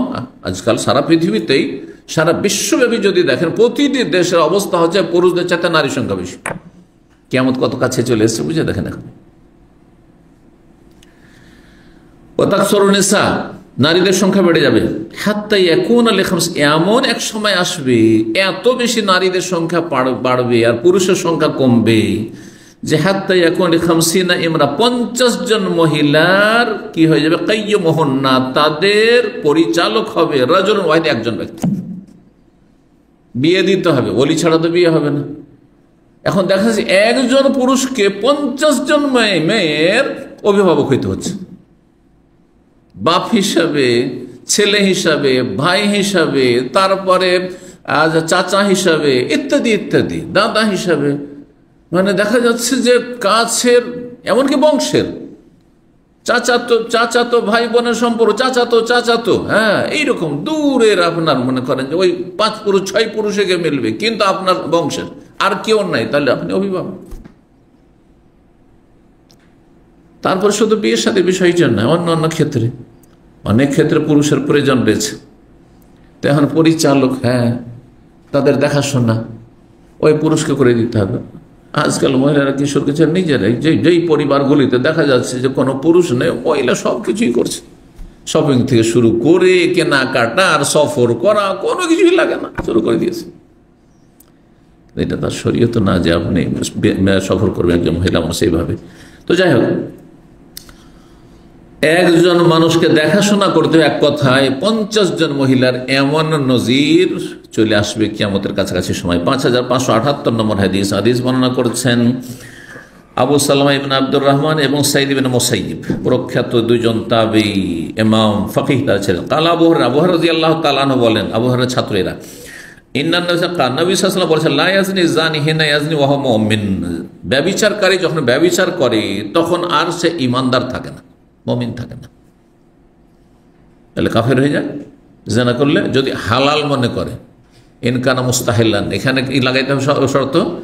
যদি মনে করে যে এই ব্যভিচারে কোনো দোষ নেই, কারণ মেয়েটির সম্মতি আছে, সেও সাবালিক, আমি সাবালক, হ্যাঁ, তাহলে সে কাফের। যেমন আজকালকার বিশ্বের আইন তৈরি হয়েছে কি, ধর্ষণ অপরাধ, ক্রাইম হচ্ছে কি ধর্ষণ। ধর্ষণ বুঝেন তো কি? জবরদস্তি জেনা করলে, মেয়ে রাজি নাই আর যদি জবরদস্তি করে, হ্যাঁ, ছেলের সম্মতি নেয় জবরদস্তি, হ্যাঁ, যদি করে কোনো মহিলা ছেলের, তার এর নাম ধর্ষণ, তাই না? নারী ধর্ষণ বা নর ধর্ষণ। কিন্তু যদি দুইজনের পাশাপাশি বসে সফর করছে আর মনটা মিলে গেল, চলো একই সাথে যাচ্ছেন, ফ্লাইটে পরিচয় তো হয়ে গেল, চলো এখন প্রেম আলাপ শুরু হয়ে গেল, চলে আসো, হয়ে গেল, একই সাথে পড়াশোনা করে, শুধু অসুবিধা নেই, হ্যাঁ, এর সাথে আমার মন মিলেছে, ওর সাথে মিলে গেল, ওর সাথে মিলে গেল, এই হচ্ছে অবস্থা আর কি, যার যার সাথে তালমিল মিলে। হ্যাঁ, আর যেহেতু হ্যাঁ আইনত এত বছর হইলে আর সরকারি কোনো অপরাধ নয়, 22 বছর, তাই না? 18 বছর, 22 বছর সম্ভবত, যাই হোক, যেটাই হোক না কেন, তাহলে এটাকে বৈধকরণ যদি করা হয় তাহলে সে কাফের থাকে। যদি মনে করে যে ওরও সম্মতি ছিল, আমারও সম্মতি ছিল, হ্যাঁ, তাহলে এমন অপরাধ নয়, তাহলে সে কাফের। জেনা করলে কাফের, আর ঈমান থাকে না। কিন্তু পাপকে পাপ মনে করে, কবিরা গুনাহ মনে করে, তারপরে পদস্খলন ঘটেছে, নিজেকে সামলাতে পারেননি, লিপ্ত হয়ে গেছে, তাহলে সেই ব্যক্তি তখন ফাসেক, কিন্তু বড় গুনাহগার, সে বড় গুনাহগার। জেনাকারীদের জীবনে বরকত হয় না। যারা ব্যভিচারে লিপ্ত, কখনো জীবনে ব্যভিচারে লিপ্ত হয়েছে, ওদের জীবনে বরকত থাকে না। আমি এমন লোককে জানি আমার ছাত্র জীবন থেকে, যারা এইরকম হ্যাঁ নারী ফিতনায় পড়ে গিয়ে ব্যভিচারে লিপ্ত হয়ে গেছে। ওরা একসময় লেখাপড়াতে খুব ব্রেনি ছিল। আমি স্কুলে পড়েছি এবং মাদ্রাসাতেও পড়েছি, মাদ্রাসাতেও তো দীর্ঘদিন, সারা জীবনটাই, কিন্তু স্কুলেও একসময় পড়েছি। তো কিছু ছেলে স্কুলে হোক বা মাদ্রাসাতে হোক, তারা এইসব পাপে লিপ্ত হয়েছে। আল্লাহ, এরা লেখাপড়াতে খুব ভালো ছিল, তাদের ব্রেন আমাদের চেয়ে কম ছিল না, কিন্তু জীবনে কিছু করতে পারেনি, ব্যর্থ, কোনো বরকত নেই তাদের জীবনে। আলহামদুলিল্লাহ, আল্লাহ রাব্বুল আলামিন যাকে হেফাজত করে, বলে আলহামদুলিল্লাহ। এই জন্য সচ্চরিত্রের অধিকারী হওয়াটা, এইটা শুধু আপনার আখেরাতে কাজ দিবে না, দুনিয়াতে সার্বিক বরকত নিয়ে আসবে। যদি কোনো ব্যক্তি আল্লাহর সামনে হাজির হইতে পারে জেনা ব্যভিচার মুক্ত হয়ে, সমকামিতা মুক্ত হয়ে, হ্যাঁ, শুধু তার সম্পর্ক ছিল তার স্ত্রীর সাথে, শুধু সম্পর্ক ছিল কোনো মহিলার তার স্বামীর সাথে, তাহলে সে সফল আল্লাহর কাছে। তার এই বরকতের জীবন, তাহলে জি, মানুষের জীবনে বরকত চলে যায় জেনা ব্যভিচারে লিপ্ত হইলে। এই বিষয়গুলি আসলে মানুষ বুঝে না। হ্যাঁ, মনে করে যে গুনাহ ও পরে, ও জাহান্নাম, শুধু তওবা করে নেব না, দুনিয়া সমস্ত নষ্ট করলেন আপনি।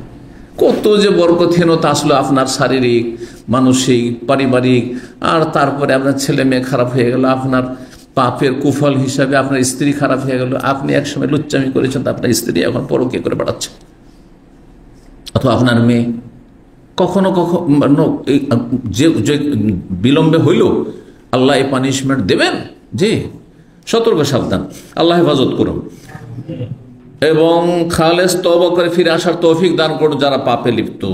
নবী সাল্লাল্লাহু আলাইহি ওয়াসাল্লাম বলছেন যারা জেনা করে তখন সে মুমিন থাকে না। আর একটি ব্যাখ্যায় রয়েছে যে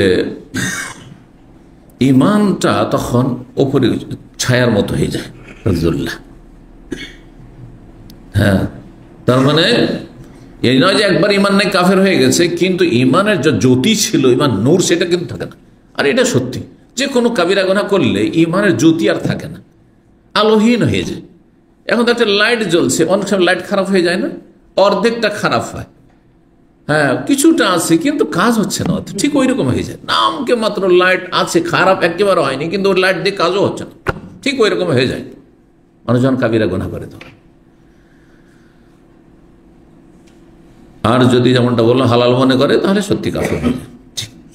ওয়ালা ইয়াশাবুল খামরা হিনা ইয়াশাবু, আর যখন মদ পান করে কোনো ব্যক্তি তখন আর মুমিন থাকে না, অথচ সে মুসলিম ছিল। মদ পানের আগে সে মুসলিম ছিল, কিন্তু ইমান থাকে না। যদি হালাল মনে করে একেবারে কাফের হয়ে যায়, আর না হলে ইমান থাকে না, মানে ইমানের নূর থাকে না, ইমান নূরটা উপরে উঠিয়ে যায়। হ্যাঁ, তার মধ্যে আর থাকতে পারে না সেই নূর, ইমানের জ্যোতি আর থাকে না, একেবারে ইমান দুর্বল হয়ে যায়। এই জন্য এক পাপ আর এক পাপের দিকে মানুষকে টেনে নিয়ে যায়। মানুষ যখন অহরহ পাপ করা শুরু করে তখন আর একটি পাপে সীমিত থাকে না। জেনা করেছে তখন বেনামাজি হইতে চললো, হ্যাঁ জেনায় লিপ্ত হয়েছে তখন হারাম খাওয়া শুরু করলো, এক পাপ থেকে আর এক পাপ, আর এক পাপ, আর এক পাপ করতে করতে করতে শেষ। আল্লাহু আকবার, নাসাল্লাহ সালামাত ওয়াল আফিয়া, আল্লাহ হেফাজত করুন। ওয়ালা ইয়াসরিকু সারিকু হিনা ইয়াসরিকু ওয়া হুয়া মুমিন, আর চোর যখন চুরি করে তখন মুমিন থাকে না। চুরি করা অবস্থায় ইমানের জ্যোতি উপরে উঠে থাকে না তার মধ্যে।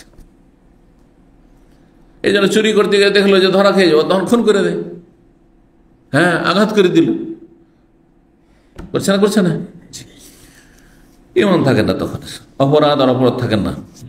আবু হুরায়রা রাদিয়াল্লাহু তাআলা আনহু থেকে বর্ণিত আরেকটি হাদিস, সুম্মা ইয়াকুলু, তারপরে তিনি বলতেন আবু হুরায়রা যে কান আবু বকরিন ইউলহিকু মাহুন্না, এই কয়েকটি বিষয় বলা হলো। ব্যভিচার করলে ঈমান থাকে না, মদ খেলে ঈমান থাকে না, মদ খাওয়া অবস্থায়, চুরি করলে চুরি করা অবস্থায় ঈমান থাকে না। তিনটি কথা আসলো না। 4 নম্বর, আবু বকর সিদ্দিক রাদিয়াল্লাহু তাআলা তার সাথে সংযোজন করতেন। নবী সাল্লাল্লাহু আলাইহি ওয়াসাল্লাম তার অতিরিক্ত তিনি শুনেছেন, এই না যে হাদিসে তিনি বলে দিবেন।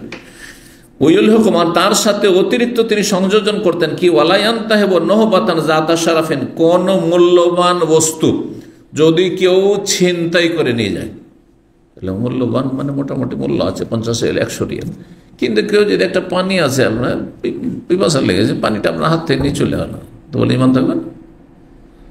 ভুল কাজ করলো অবশ্যই। অনেকে আছে আপনাদের প্রবাসী সাথী সঙ্গীরা, রুমমেট থাকে বা বিল্ডিংয়ে থাকে, আপনি যখন নেই তখন আপনার গ্যাস দিয়ে চুলা পাক করে নিলেন, এগুলো রিপোর্ট পাওয়া যায়। আবার কি করলে পেঁয়াজ কিনবেন, এত কৃপণ কিছু আছে, ও পেঁয়াজ টেনে নিল, হ্যাঁ, আর বইলেন না, ও যদি কখনো না থাকে তো বইলেন না, আর কিছু নিয়ে নিল, পাক শাক করা আছে, দেখছে ও এত সুন্দর মাছ পাক করা আছে, একটু বেশি নিয়ে খেয়ে নিল, হ্যাঁ ভালো মিষ্টি, অনেকে যেটা পছন্দ করে, চল এক দুটা খেয়ে নিল, পারমিশন নিল না, কাজ তো হারাম করলো। আর এক লোক 500 রিয়াল চুরি করেছে, দুটো কি সমান না? মোটেই সমান নাই। এই যে জাত শারাফেন মানে কোনো মূল্যবান 2-4 টাকার জিনিস নাই, 2-4 টাকার জিনিস মানে করে না।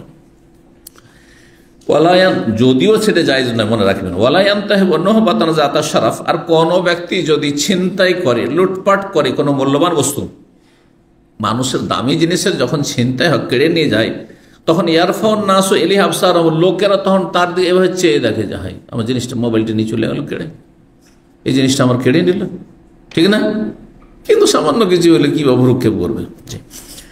হেনায়ান্তাহিবু হা, যখন ছিনতাইকারী ছিনতাই করে তখন সেদিকে ওরা আক্ষেপের দৃষ্টিতে দেখে যে আমার কাছে এটা কেড়ে নিয়ে চলে গেল, এই জালেম, তখন ওয়া হুয়া মুমিন, সে মুমিন থাকে না, তখন ঈমানের জ্যোতি থাকে না। আর যদি ছিনতাই করাকে হালাল মনে করে তো মুমিন থাকে না, ও চোর ডাকাত যেমন কাফের হয়ে যাবে, যদি হালাল মনে করে তাহলে বৈধ মনে করে, ঠিকই তেমনই। তাহলে যারা কাবিরা গুনাহ করে তাদের দুটো অবস্থা, যদি সেটাকে বৈধ মনে করে, হালাল মনে করে আর তারপরে করে, তাহলে সে কাফের, বড় কাফের। চুরি করা হালাল, হ্যাঁ, বিরোধী দলকে মারা হালাল, হ্যাঁ, আর এইসব করা হালাল, হ্যাঁ, রাষ্ট্রীয় সম্পদ এভাবে বেইমানি করে খাওয়া আর আত্মসাৎ করা, দেশ থেকে বাইরে পাচার করা হালাল, তাহলে সে কাফের, মুসলিম না। আর যদি সেটাকে হারামই মনে করে, অপরাধী মনে করে, তারপরেও করছে, তাহলে ফাঁসে পাপিষ্ঠ, পাপিষ্ঠ হারাম করছে।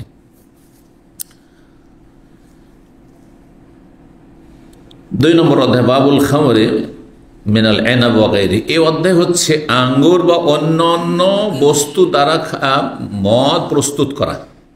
নবী সাল্লাল্লাহু আলাইহি সাল্লাম সাহাবায়ে কেরামদের জামানায় বা তার পূর্বে জাহেলি যুগে আরব দেশে কি দিয়ে মদ তৈরি হতো? ইন্ডিয়া, বাংলাদেশে বা আজকাল তো সারা দুনিয়াতে ভাত শুরু হয়ে গেছে, পচা ভাতও মদ তৈরি করে, তাই না? তো তখন তো আর এগুলো ছিল না। তাহলে তখন কি ছিল? কয়েকটি জিনিস থেকে তারা মদ তৈরি করতো, সেগুলির কথা আসছে। যেটা দিয়ে তৈরি হোক, যখন হয়তো অবস্থার পরিবর্তন ঘটেছে, কিন্তু মূল বিষয়টি যদি থাকে যে তাতে নেশা আছে, হ্যাঁ, মানুষের বিবেককে বিলুপ্ত করে, হ্যাঁ, বিবেকার কাজ করে না, মাতাল হয়ে যায়, যেটা দিয়ে তৈরি হোক না কেন হারাম, তাহলে হারাম। 5579 নম্বর হাদিস। হাদিস বর্ণনা করছেন আব্দুল্লাহ বিন ওমর রাদিয়াল্লাহু তাআলা আনহুমা। তিনি বলছেন, লাকাদ হুররিমাতুল খামরু, যখন মদ হারাম করা হয়, ওমা বিল মদিনাতি মিনহা শাইউন, সেই সময় আঙ্গুরের কোনো মদ ছিল না। মানে সেই সময় আঙ্গুর পাবে কোথায়? মদিনায় আঙ্গুর ছিল না। আঙ্গুরের অঞ্চল ছিল তায়েফ, আঙ্গুরের অঞ্চল ছিল অন্য অন্য দিকে, বা শাম দেশ থেকে আসতো, হ্যাঁ, শাম দেশ থেকে আসতো, প্যালেস্টাইন থেকে আসতো। মদিনায় কি ছিল? আসছে সামনে, খেজুর ছিল, জব দিয়ে তৈরি করতো, হ্যাঁ, জব ভিজিয়ে রেখে পচিয়ে, গম ভিজিয়ে রেখে পচিয়ে, এগুলো দিয়ে তৈরি করতো। খেজুর, কাঁচা খেজুর, তারপরে আপনার গাছ পাকা খেজুর, রোতাব, তারপরে শুকনো খেজুর, পাকা খেজুর, আর তারপরে ডাকর খেজুর। ডাকর খেজুর বুঝেন? এই ভাষাটা বুঝেন কেউ? মানে পাকতে, হ্যাঁ হ্যাঁ, মাশাআল্লাহ। আমি মাঝে মাঝে ভাষা এই জন্য বলছি, দেখি কোনো বান্দা এই ভাষাগুলি বুঝছি কিনা।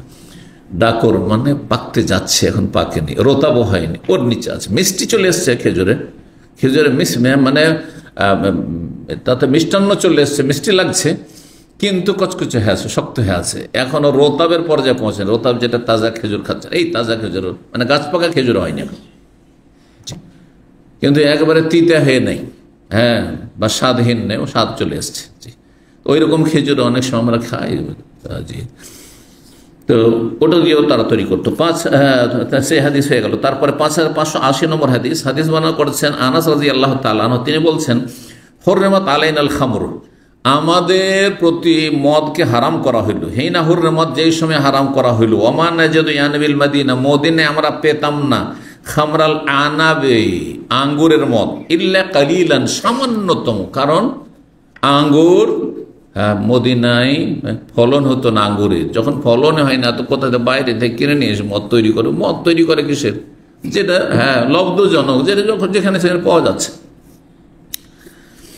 5581 নম্বর হাদিস। আব্দুল্লাহ বিন ওমর রাদিয়াল্লাহু তাআলা আনহু হতে বর্ণিত, তিনি বলছেন, কামা ওমর আল মিম্বারে, ওমর রাদিয়াল্লাহু তাআলা আনহু একবার মিম্বারে খুতবা দেওয়ার জন্য দাঁড়ালেন, তার খেলাফত আমলে, তার খলিফা আমিরুল মুমিনিন।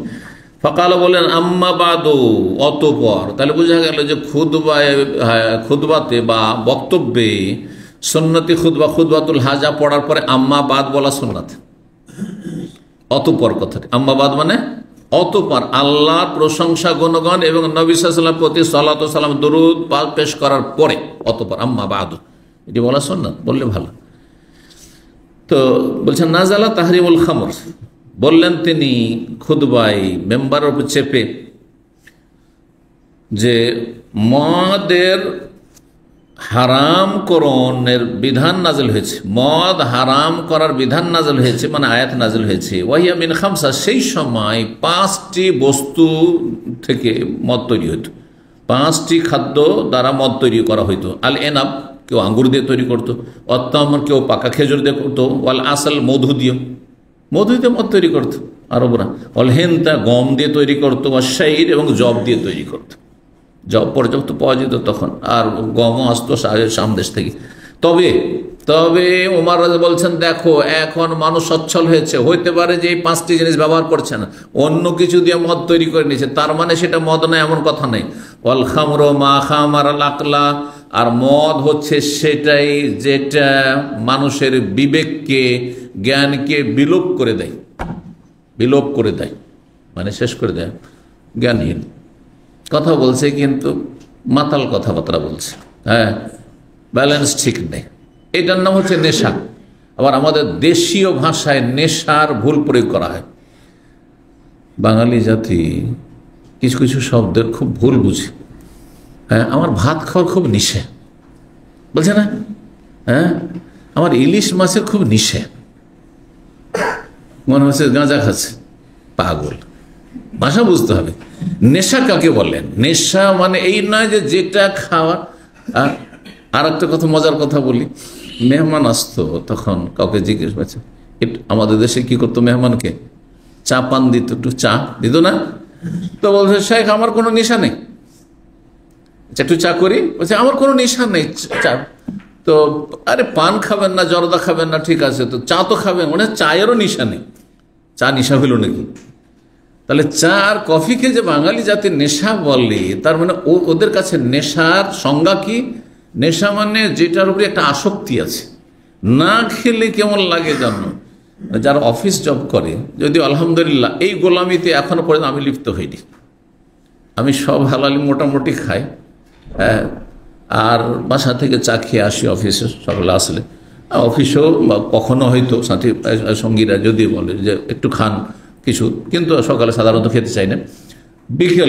বিকেলে একটু ক্লান্তিভাবে হলো কখনো হয়তো চাই খেলাম, কফি খেলাম, কখনো খেলাম না, কিন্তু এমন নয় যে 2 দিন 4 দিন খেলাম না তো আমার মাথা খারাপ, ভালো লাগছে না, এমন না। কারণ এইটা হইলে তখন কি হয়ে যাবো, আমি অভ্যাসের গোলাম হয়ে, অভ্যাসের দাস হয়ে যাব। তার নিজেকে আমি কন্ট্রোল রাখতে পারবো না। অনেক সময় সফরে থাকবো, সপ্তাহ 2 সপ্তাহ হয়তো আমার চাই নেই আমার কাছে, তখন কি করবো আমি? হ্যাঁ, সপ্তাহ 2 সপ্তাহ আমার কফি নেই, তখন কি করবো? হইতে পারে এরকম অবস্থা। সুতরাং এই বদ অভ্যাস আলহামদুলিল্লাহ আমার নেই। হ্যাঁ, কন্টিনিউ খেলে মনে হয় হয়তো যে এই সময়টায় কফি খেতাম বা চা খেতাম, সময়টা হয়তো কখনো মনে হয়, কিন্তু কখনো অভ্যাসের দাস হবেন না। কিন্তু এগুলোর নাম নেশা নাকি? নেশা কার নাম তাহলে? এই যে ওমর রাদিয়াল্লাহু আনহু যেটা বলছেন, এবং নবী সাল্লাল্লাহু আলাইহি ওয়াসাল্লামের বাণী হাদিসেও রয়েছে, ওয়াল খামরু মা খামার, নেশা সেটি যাতে মানুষের বিবেককে কি করে, ঢেকে নেয়। খামারা, খেমার, ওই জন্য মহিলাদের ওড়নাকে কি বলা হয়? খেমার বলা হয়। খেমার কি করে? ঢেকে নেই, বিবেককে আচ্ছাদিত করে ঢেকে নেই। এমন করে বিবেককে ঢেকে নিয়েছে আপনার মদ খাওয়া আর কারণে, যে আর বিবেক কাজ করছে না।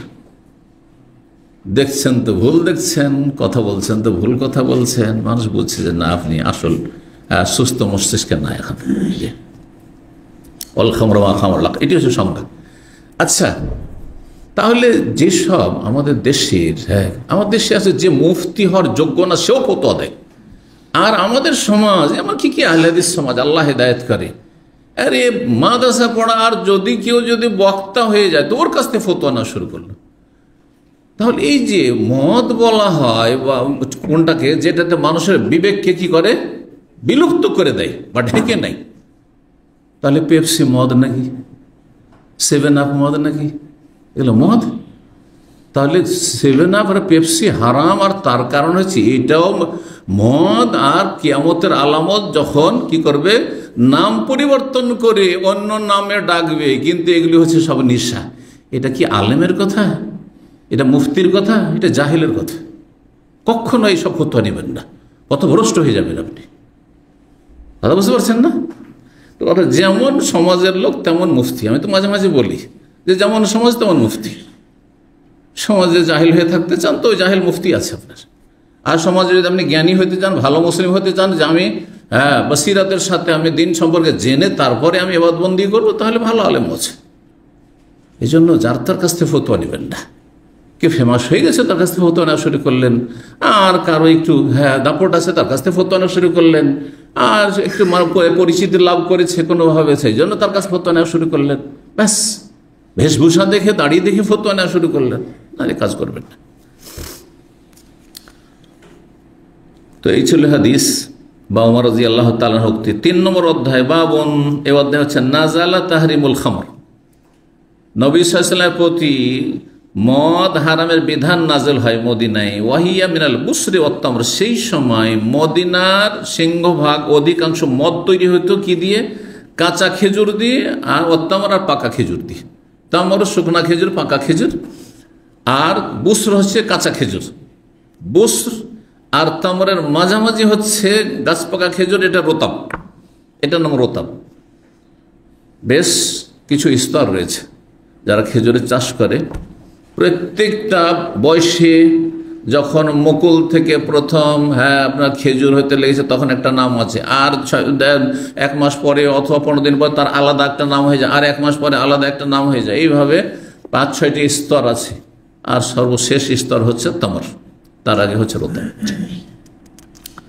5582 নম্বর হাদিস বর্ণনা করছেন ইসহাক বিন আব্দুল্লাহ বিন আবি তালহা আনাস বিন মালিক রাদিয়াল্লাহু তাআলা আনহু থেকে, বলছেন যে কুনতু আজকে আবা উবাইদা ওয়া আবা তালহা তো ওয়া ইবনে কাব মিন ফাদিহি জাহওয়িন ওয়া তামরিন। আনাস বলছেন যে আমি মদ পান করাচ্ছিলাম, যখন মদ হালাল ছিল মদিনায়, মদ পান করাচ্ছিলাম কাকে? আবু উবাইদা বিন জাররাহকে। আশরা মুবাশশিরা 10 জন জান্নাতের সুসংবাদ প্রাপ্ত সাহাবী, কিন্তু যখন হালাল ছিল মদ খেয়েছে, তখন তার জন্য জায়েজ ছিল। কিন্তু আমার জন্য কি জায়েজ? আপনার জন্য জায়েজ? হারাম, কাবীরা গুনাহ। কয়েকটি অনিষ্টের কথা আল্লাহ বলেছেন, ইন্নামা ইউরিদু শাইতান ইউকা বাইনাকুমুল আদাওয়াতা ওয়াল বাগদা ফিল খামরি ওয়াল মাইসিরি ওয়া ইয়াসুদ্দুকা আন যিকরিস সালাত ওয়া আনিস সালাত ফাহাল আনতুম মুনতাহুন, আন যিকরিল্লাহি ওয়া আনিস সালাত ফাহাল আনতুম মুনতাহুন। ইন্নামা ইউরিদু শাইতান ইউকা বাইনাকুল আদাওয়া, মদ খেলে আপোষে শত্রুতা, মারামারি হয়। মদ খেলে কি হয়? কাউকে দিল খুন করে, রাস্তায় দিল কাউকে মেরে, তখন সেও মেরে খেলো, তাকেও খুন করে দিল কেউ। আদাওয়াতা, ঝগড়া ফাসাদ লেগে গেল 2 বংশে। কেন মারলে আমাদের লোককে? মদ খেয়ে ও বদমাইশি করছিল, সেটা মেরেছে, মারামারি শুরু হয়ে গেল, লড়াই শুরু হয়ে গেল। আদাওয়াত ওয়াল বাগদা, বিদ্বেষ শত্রুতা তৈরি হয়। ফিল খামরি ওয়াল মাইসিরি, মদ আর জুয়া যারা খেলে তাদের মারামারি হয়। হেরে গেলে মারামারি লেগে গেল, জিতলো মারামারি ওর সাথে লেগে গেল, না তোকে জিততে দেবো না। ওয়াসুদ্দুকা আন যিকরিল্লাহ, আল্লাহর জিকির বাধা দেয়। ওয়া আনিস সালাতে, এবং নামাজে বাধা দেয়। মদখোর কিসের নামাজ পড়বে? মাতাল আছে, কিসের নামাজ পড়বে? আল্লাহ তো লা তাকরাবুস সালাত, মাতাল অবস্থায় নামাজের কাছে যেও না, তুমি, তোমার যোগ্যতা নেই নামাজ পড়ার। আনতুম সুকারা, ঠিক কিনা? ফাহাল আনতুম মুনতাহুন, তাহলে কি মদ ছাড়বে না? ছাড়বে না, আল্লাহ বলছেন। এই আয়াত নাযিলের পরে একবারে শেষ ধাপ, অকাট্যভাবে মদকে হারাম করা হয়েছে। তার আগে 2টো ধাপ আরও ছিল। তো যাই হোক, বলছেন যে আমি পান করাচ্ছিলাম আবু উবাইদা বিন জাররাহকে, আর আমার সৎ বাবা মায়ের উম্মে সুলাইমের স্বামী আবু তালহাকে, আর উবাই বিন কাব প্রখ্যাত কারি, হাফেজ, এবং ওমর রাদিয়াল্লাহু তাআলা জামানায় তারাবির ইমাম, মদ খেত। হালাল ছিল, জানতাম না যেটা হারাম, পরম্পরা চলে আসে, বাপ দাদা সব 14 পুরুষ সবাই খেত, আমরাও খেত, তাই খেত। কিসের সে মদ ছিল? মিন ফাদিখিন, সেটির নাম ফাদিখ বলা হয়। তাহলে মদের এক একটি বিভিন্ন অঞ্চল বিভিন্ন নাম। দেখুন মদের ইংরেজিতে বিভিন্ন নাম আছে। মদকে আজকাল মদের একটা চাকচিক্যময় নাম প্রত্যেক ভাষাতে হচ্ছে, যাতে মদ শুনতে খারাপ লাগছে, কিন্তু ওই ভাষাগুলি বলে আর খারাপ লাগবে না। সুদ শুনতে খারাপ লাগছে, কিন্তু ইন্টারেস্ট খারাপ লাগে না, বেনিফিট শুনতে খারাপ লাগে না, তাই না? বোনাস শুনতে খারাপ লাগে না। ওই রকমই আপনার বেশ্যা শুনতে খারাপ লাগছে, পতিতা শুনতে খারাপ লাগছে। পতিতা, আর যদি যৌনকর্মী বলে, কত সুন্দর যৌনকর্মী। হ্যাঁ, আপনি ইলেকট্রিশিয়ান, আর কেউ আর কিছু, আর ও যৌনকর্মী। ওর পেশা হচ্ছে যৌন পেশা, আউযুবিল্লাহ। এরকম বহু নজির আছে আজকাল। কিন্তু অসৎ লোকেরা সবসময় লেগে আছে যে কেমন করে যায়্যান আলহুমুশ শায়তান আমালহুম, শয়তান এদেরকে ওহী করছে যে একটু ভালো ভাষা দিয়ে উপস্থাপনা কর, তাহলে মানুষ সাদরে গ্রহণ করে নেবে। এমন কিছু নাই, তাহলে এটা যৌন কর্মী।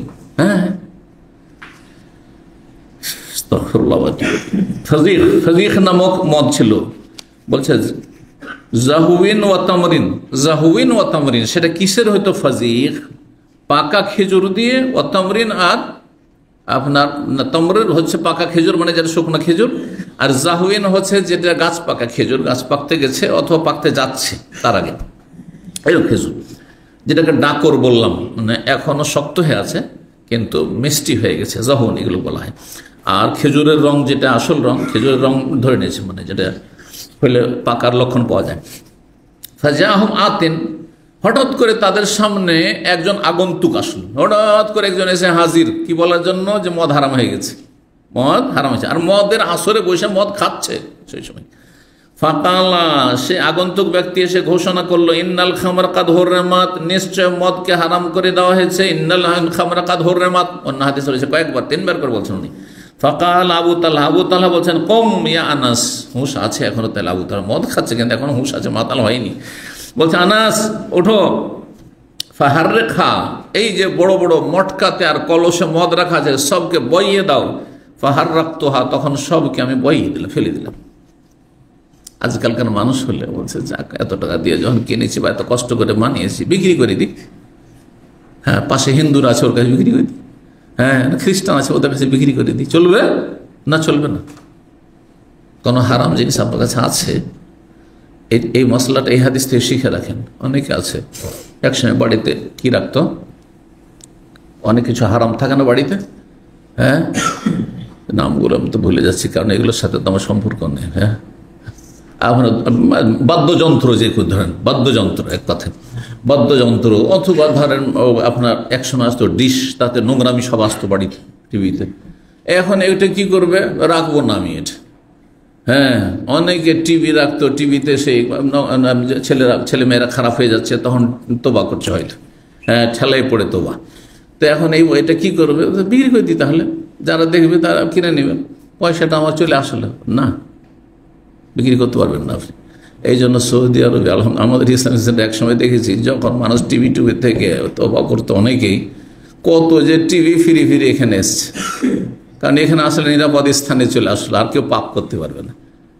তো যদি বিক্রি করা যায়, তো মার্কেটে নিয়ে বিক্রি করতো, অথবা ফাঁসেকরা মার্কেটে গিয়ে বিক্রি করবে, কিন্তু যে আল্লাহকে ভয় করে তোবা করে সে বিক্রি করতে যাবেন না। তার হারাম জিনিসকে আমি বিক্রি করে দিই, এটা চলবে না। হারাম তো হারাম।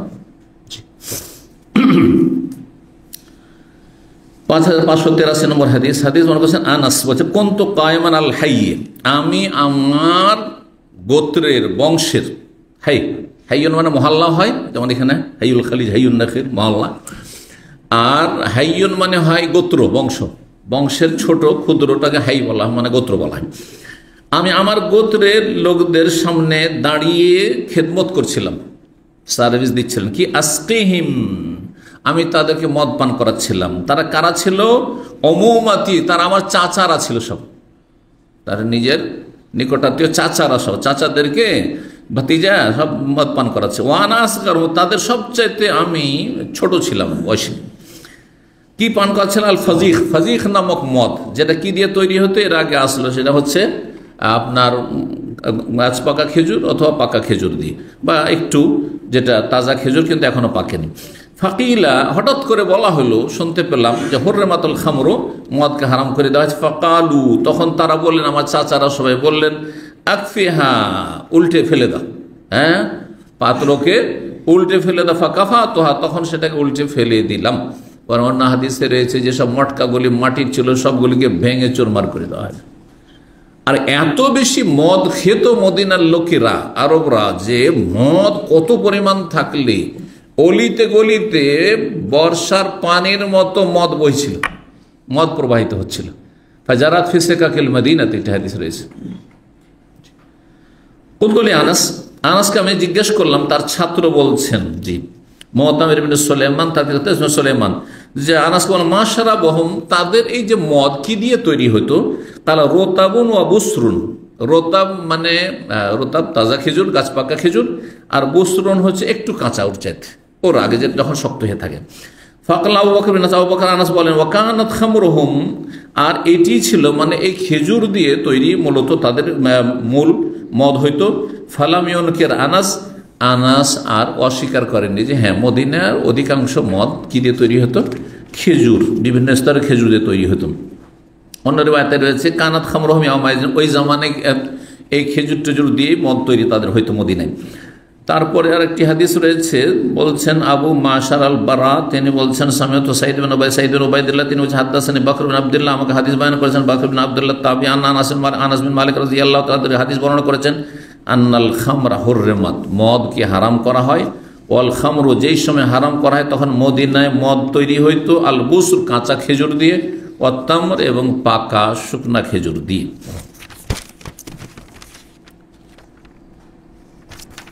অধ্যায় লম্বা আছে, সুতরাং আমরা এখানেই ছেড়ে দিই নাকি, সময় আছে, একটি অধ্যায় পড়িনি। 4 নম্বর অধ্যায় বাবন, এই অধ্যায় হচ্ছে আল খামর মিনাল আসল, মদ আপনার মধু দিয়েও তৈরি হতো, ওহল বিতা, এটাকে আরবরা তখন ওই জামানায় বিতা বলতো। তাহলে কি দিয়ে তৈরি হচ্ছে ওর ভিত্তিতে তার নাম ভিন্ন ভিন্ন, ফাজিক বলতো যদি খেজুর টেজুর দিয়ে তৈরি হয়েছে, অথবা আপনার ওই আঙ্গুর দিয়ে তৈরি হয়েছে। বিতা বলতো যদি সেটা তৈরি হতো মধু দিয়ে। বলছেন যে আমি জিজ্ঞেস করলাম মালিক বিন আনাসকে, তারপরে তার ওস্তাদ থেকে বর্ণনা করছে ইজা আল্লাম ইউসকের ফালা বেসাবিহি, যদি কোনো এমন নেশাজাত সামান্য হয় কিন্তু নেশা আসেনি, সামান্য যদি হয়, লেমা ইউসকের, নেশা যদি না এসে থাকে, নেশা যদি চলে এসে থাকে, 2 গিলাস খেলে নেশা আসবে, আধা গিলাস খাওয়া যাবে না, বুঝতে পারছেন না? মা আসকারা কালিলু ফাকাসিরু মা আসকারা কাসিরু ফাকালিলু হারাম, হাদিস রয়েছে স্পষ্ট। যার বেশি পরিমাণ খেলে নেশা আসে তার অল্পটাও হারাম, কিন্তু একটা স্তরে গিয়ে এখনো নেশা আসেনি, যেমন খেজুরের রস আর তালের রস, এগুলিতে আমরা দেখেছি যে তাও খেজুর গাছ আমাদের নিজেরও ছিল, তো আর তালের এলাকায় থেকেছি, বললাম তো আপনাদেরকে আলোচনায়। তো এগুলো যদি আপনারা তাড়াতাড়ি করে, শীতকালে বিশেষ করে শীতকালে তাড়াতাড়ি সকাল সকাল ঠান্ডা ঠান্ডা পেড়ে নিয়ে, গাছ থেকে পেড়ে নিয়ে সে খাই, অসুবিধা নেই। আপনারা অনেকে খেজুর রস খেয়েছেন, আমি তো ছোটোকালে অনেক খেজুর রস খেয়েছি, নিজের বাড়ির খেজুর গাছ, আর গ্রামের লোককে আমরা ঠিকে দিয়ে দিতাম, আর ওরা লাগাতো, অর্ধেকটা ওরা নিয়ে যেত, অর্ধেকটা দিত, তো খেতাম। কিন্তু সেটা দুপুর যদি হয়ে যায়, বিকাল হয়ে যায়, আর গরম হয়ে যায়, রোদ তাপ হয়ে গেছে, তখন ফেনা হয়ে যেত, আর টক হইতে লাগতো। টক হওয়ার পরে আর 2-4-10 ঘন্টা রাখেন, বা তারপরের দিনখানে একেবারে নেশা মদ হয়ে যাবে। তো যতক্ষণ পর্যন্ত নেশা আসেনি ততক্ষণ পর্যন্ত খাওয়া যাবে।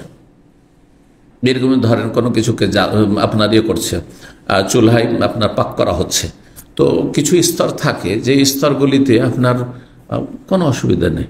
খেজুরের রস ধরেন, খেজুর রসকে পাক করতে করতে ওতে নেশা নেই, কিন্তু যদি দেখা যায় যে একসময় নেশা চলে এসছে, নেশা আসলে তখন হারাম হয়ে যাবে, নেশা আসলে তখন হারাম হয়ে যাবে। তো বলছেন যে আল্লাম ইউসকের, যদি নেশাগ্রস্ত না করে তাহলে কোনো অসুবিধা নেই। ওকাল আবু ইবনে দাওয়ার দিয়েছে আলনান হয়ে এই সম্পর্কে জিজ্ঞাসা করেছে, ফাকালু লা ইউসকিরু, বললেন যে না, এতে নেশা আসে না, লা বাসা বিহি, তো বললেন যে তাতে কোনো অসুবিধা নেই। তাহলে কিন্তু যাতে বেশি পরিমাণ পান করলে নেশা আসে, সেটা অল্প পরিমাণ হারাম, যেমনটা বললাম। মা আয়েশা রাদিয়াল্লাহু তাআলা আনহা বর্ণনা করেছেন, রাসূলুল্লাহকে জিজ্ঞাসা করা হয় আনিল বিতা, বিতা শরাব মদ সম্পর্কে, বলে কুল্লু শারাবিন আসকার, এমন যে কোনো পানীয় যদি তার নেশাগ্রস্ত করে, ফাহু হারাম, সেটি হারাম, সেটি হচ্ছে হারাম। তারপরের হাদিস বলছেন 5586 নম্বর হাদিস মনে করছেন মা আয়েশা রাদিয়াল্লাহু তাআলা আনহা, তিনি বলেন সুইলা রাসূল আনিল বিতা, রাসূলুল্লাহ জিজ্ঞাসা করা হয় বেতা নামক শরাব মদ সম্পর্কে, ওহুয়া শারাবুল আসল, সেটি ছিল মধু থেকে প্রস্তুত করা মদ, মধু দ্বারা প্রস্তুত কৃত মদ। ওয়াকানা আহলুল ইয়ামান ইয়াশরাবুন, ইয়ামানবাসীরা তারা এই মধু দিয়ে প্রস্তুত করা মদ পান করতে। এখনো কিন্তু ইয়ামানের মধু মূল্যবান, সিদের মধু, দামি মধু সৌদি আরবে আসে ইয়ামান থেকে, যেটা সিদের নামে পরিচিত, 350 রিয়াল কিলো। জি ভাই নিয়ে এসছেন, জাযাকাল্লাহ খাইর, 350 রিয়াল কিলো। একসময় সস্তাতে কিনেছি, তাতে আমি তো অনেক দাম মনে করতাম, যে 100, তখন 100 রিয়াল লিটার ছিল। জি, তো যাই হোক, এই ইয়ামানবাসীরা, দক্ষিণ অঞ্চলের লোকেরা, আরবের, তারা এই মধু দিয়ে প্রস্তুত করা মদ পান করতো। ফাকালা রাসূলুল্লাহ, রাসূল বলেন কুল্লু শারাবিন আসকার, যে কোনো পানীয় বস্তু যদি নেশাগ্রস্ত করে, ফাহু হারাম, সেটি হারাম। সর্বশেষ আজকের হাদিস 5587 নম্বর হাদিস বর্ণনা করছেন রাসূলুল্লাহ সাল্লাল্লাহু আলাইহি ওয়াসাল্লাম থেকে আনাস, বলছেন রাসূলুল্লাহ সাল্লাল্লাহু আলাইহি ওয়াসাল্লাম, লা তানতাবিজু ফিদ দুব্বাই, তোমরা নাবিজ ভিজাবে না, ফিদ দুব্বাই, লাউয়ের, লাউয়ের আপনার আবরণ, বা কি বলেন, চোকা বলেন না চোচা বলেন, হ্যাঁ, সা হয় না, চোচা, চদি চোচা, আর না হলে চোকা, ওপরটা যেটা। আজ আপনার তো লাউ বা কদু অথবা আপনার যেগুলো আপনার মিষ্টি কুমড়া, এগুলো কিন্তু শুকিয়ে গেলে শক্ত হয়ে যাবে পাত্রের, এগুলো দিয়ে পাত্র তৈরি করতো ওই সময় এর চোকা দিয়ে বা চোচা দিয়ে। তো দুব্বা মানে হচ্ছে লাউ, আর লাউয়ের সাথে যেগুলো লাউয়ের মতোই যেগুলো রয়েছে সেগুলি, এটাকে কারাও বলা হয়, করাও বলা হয়। সেটা মিষ্টি কুমড়া হোক অথবা যে জালি কুমড়া, জালি কুমড়া দেখেছেন, জালি কুমড়া থেকে জানি না আপনারা করেন কিনা, আমাদের অঞ্চলে ওই বড়ি তৈরি করে, তো ওইটার ভিতরটাকে করে হ্যাঁ সব উঠিয়ে নিয়ে যে আঁশটা আছে ওইটা আপনার মাসকলের ডাল দিয়ে ওটা বড়ি তৈরি করে মহিলারা। আর ওই যে ইয়েটা ওপরে যে এইটা থেকে গেল চোচাটা, ওটা একটা পাত্রের মতো হয়ে যাবে, ওটা যদি ভেঙে না ফেলে না শুকিয়ে যায় তো শক্ত হয়ে পাত্রের মতো হয়ে যাবে। তো এই ধরনের পাত্রগুলি তখন ব্যবহার হইতো। এই ধরনের পাত্রে আরবরা মদ খেত সাধারণত। এই প্রথম ইসলামের প্রথম যুগে যখন মদ হারাম করা হলো মদিনায় যখন মদ হারাম করা হলো, তখন ওই পাত্রগুলির ব্যবহারও হারাম করা হয়েছে। কেন? কারণ এই পাত্র দেখলেই মদ ছেড়েছে, মাত্র অনেক কষ্ট করে ছেড়েছে, কারণ নেশা লেগে আছে, ও দেখলে ওইদিকে ব্রেন চলে যেতে পারে, আবার মদে লিপ্ত না হয়ে যায়, আর যাতে করে ভুলেই যায়। বুঝছেন না? কেউ যদি কারোর সাথে মারামারি করে বা কোনো ঘটনা ঘটে, ওকে দেখলেই তো সব ঘটনা মনে হয়ে যাবে, হবে না, এটা মানুষের স্বভাব। ঠিক ওই রকম এই জন্য ওই পাত্রগুলো প্রথম দিকে হারাম করা হয়েছে, যে মদ হারাম, ওই পাত্রগুলি ব্যবহার করা হারাম। আর কেউ বলেছেন যে ওই পাত্রগুলি এই জন্য হারাম করা হয়েছিল যে ওই পাত্রগুলিতে কোনো এইরকম পানীয় কিছু রাখলে, রোদে থাকলে তাড়াতাড়ি নেশা চলে আসতো, তো পাত্র হিসাবে এটা হইতে পারে। তো এই জন্য তারপরে আবার নবী সাল্লাল্লাহু আলাইহি সাল্লাম অনুমতি দিয়েছেন যে এখন যে কোনো পাত্র ব্যবহার করতে পারো, কারণ মদের বিষয়টি হারাম করা হয়েছে অনেকদিন হয়ে গেছে, এখন ভুলে গেছো। আর দ্বিতীয় কথা হচ্ছে যে অসুবিধা নেই, ব্যবহার করা যাবে। তো নবী সাল্লাল্লাহু আলাইহি সাল্লাম বলেছেন, তাই বলছেন এখানে ইমাম জোহরি বর্ণনা করেছেন আনাস থেকে, আন্না রাসূলুল্লাহ সাল্লাল্লাহু আলাইহি ওয়াসাল্লাম বলেন, লা তানতাবিযু ফি দুব্বাই, তোমরা নাবিজ ভিজাবে না। নাবিজ মানে কি? নাবিজ মানে খেজুর পানিতে ফেলে দেওয়া, আর তারপরে ডুবিয়ে রেখে দেওয়া, সন্ধ্যাবেলা রেখে দিলেন, আর সকালবেলা যখন পানিটা মিষ্টি হয়ে গেছে তখন সেটা পান করছেন। অথবা আরো বেশি সময় যদি লাগে আরো বেশি সময় ভিজিয়ে রাখলেন। আজকাল ভিজিয়ে অনেক কিছু করছেন, আমরা তো ছোলা ভিজে বুট ভিজিয়ে, হ্যাঁ, কেউ কাঁচা বুট খায়, আর কেউ তারপরে সেটাকে আপনার সিদ্ধ করে বুট সিদ্ধ খায় না। আমাদের দেশে আবার কিছু কিছু অঞ্চলে আছে ইফতারিতে বুট ভেজা হইতেই হবে। আছে কোন অঞ্চলে আপনাদের? আপনার কোন ডিস্ট্রিক্টে? সিলেটের ভাইয়েরা কিছু ছিল, একদিন ইফতারিতে বলছে, শেখ আমাদের এলাকাতে অন্তত কিছু যদি না থাকে তো কি থাকতে হবে? বুট ভেজা, বুটের ওই ডাল ভেজা, শুধু গোটা বুট না, ওই ডাল ভেজা থাকতে হবে। ওটার ডালটা আপনার ভিজা, তারপরে ওটাই যে কাঁচা ইফতারি থাকে ওটা থাকতে হবে। যাই হোক, এক এক এলাকার এক এক ট্রেডিশন আছে। তো নবী সাল্লাল্লাহু আলাইহি ওয়াসাল্লাম, হ্যাঁ নবীজ বলছিলাম, তো খেজুর ভিজে রেখে দিত। যেমন অনেকে আজকাল কিশমিশ বলছেন, আজকাল সব হ্যাঁ স্বাস্থ্য সচেতন করার জন্য আপনাদের বলছে যে আপনি কিশমিশ ভিজিয়ে রেখে দেন, তো অমুক জিনিস ভিজিয়ে রেখে দেন, আর সকালে তারপরে এটা পান করে পানিটা, আর ওটাও খেয়ে নেন। তো খেজুর ভিজে রেখে দিত, আর তারপরে যখন সেটাতে মিষ্টি হয়ে যেত, স্বাদ হয়ে যেত, তখন ওটা পান করে নিত। ওটা যদি রেখে দেন, বিকেল পর্যন্ত রেখে দেন গরমে, হ্যাঁ, তাহলে তাতে মদের নেশা চলে আসত। এই জন্য নবীজের তিনটি স্তর রয়েছে। একটি স্তরে এখন মিষ্টি হয়নি, তাহলে তার নাম পানি। একটা পানি আছে, ধরেন 2 লিটার পানি আছে, আর ওতে খেজুর ভিজানো মাত্র 1 ঘন্টা হয়েছে, তোর নাম আপনি কি বলবেন? হ্যাঁ, খেজুরের রস বলবেন, ওটা যে খেজুরের রসটা ওতে আসছে, না পানি বলবেন? এখন পানি হয়ে আছে।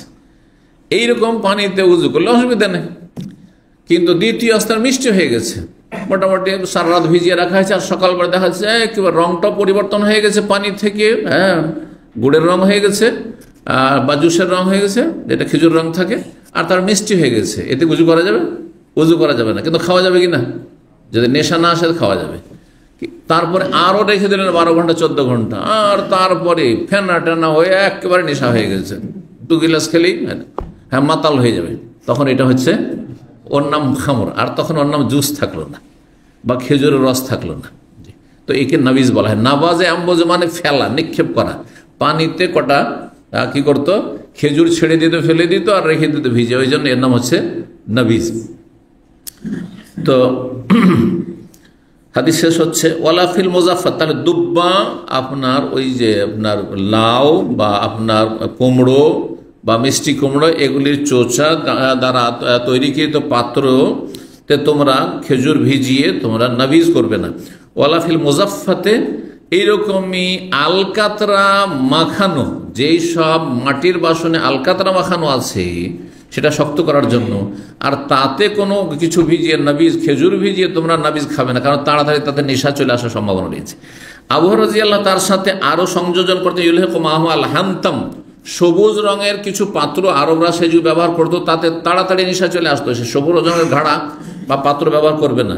ওয়ান নাকির, নাকারায়ান করো মানে খোদাই করা, খেজুরের যে জড়টা রয়েছে, জড়টা আপনার যে কাণ্ডের নিচে, মূল যে তার নিচখানে, কারণ খেজুর গাছটা কেটে নিয়েছে, যে কোনো আপনার গাছ কাটলে সুন্দর হয়ে থাকে, ওইটাকে যদি এখানে খোদাই করে নেন চারিদিক থেকে, আর তারপরে ওইটাকে একটা পাত্রের মতো বানিয়ে দিলেন। একসময় আমাদের দেশে লবণের কিন্তু কাঠের কাঠা ব্যবহার হইতো, লবণ রাখার জন্য কি কাঠের কাঠা ব্যবহার হইতো, এই ধরনের ওগুলো ওইভাবে তৈরি করে। এইরকম জিনিসে খেজুর যদি ভিজিয়ে রাখতো তো তাড়াতাড়ি করে নেশা চলে আসতো। অথবা জাহেলি যুগে এতে তারা কি করতো, মদ তৈরি করতো, যখন এতে অন্য কিছু পানীয় খাবে বা অন্য কোনো খাবার রেখে খাবে, মদের কথা মনে চলে আসবে, এই জন্য নবী সাল্লাল্লাহু আলাইহি ওয়াসাল্লাম নিষেধ করেছেন এগুলো ব্যবহার করতে। এখানে আজকের আলোচনা শেষ করছি। জাযাকুমুল্লাহু খাইরান ওয়া সাল্লাল্লাহু আলা মুহাম্মদ ওয়া আলা আলিহি ওয়া সাহবিহি আজমাইন।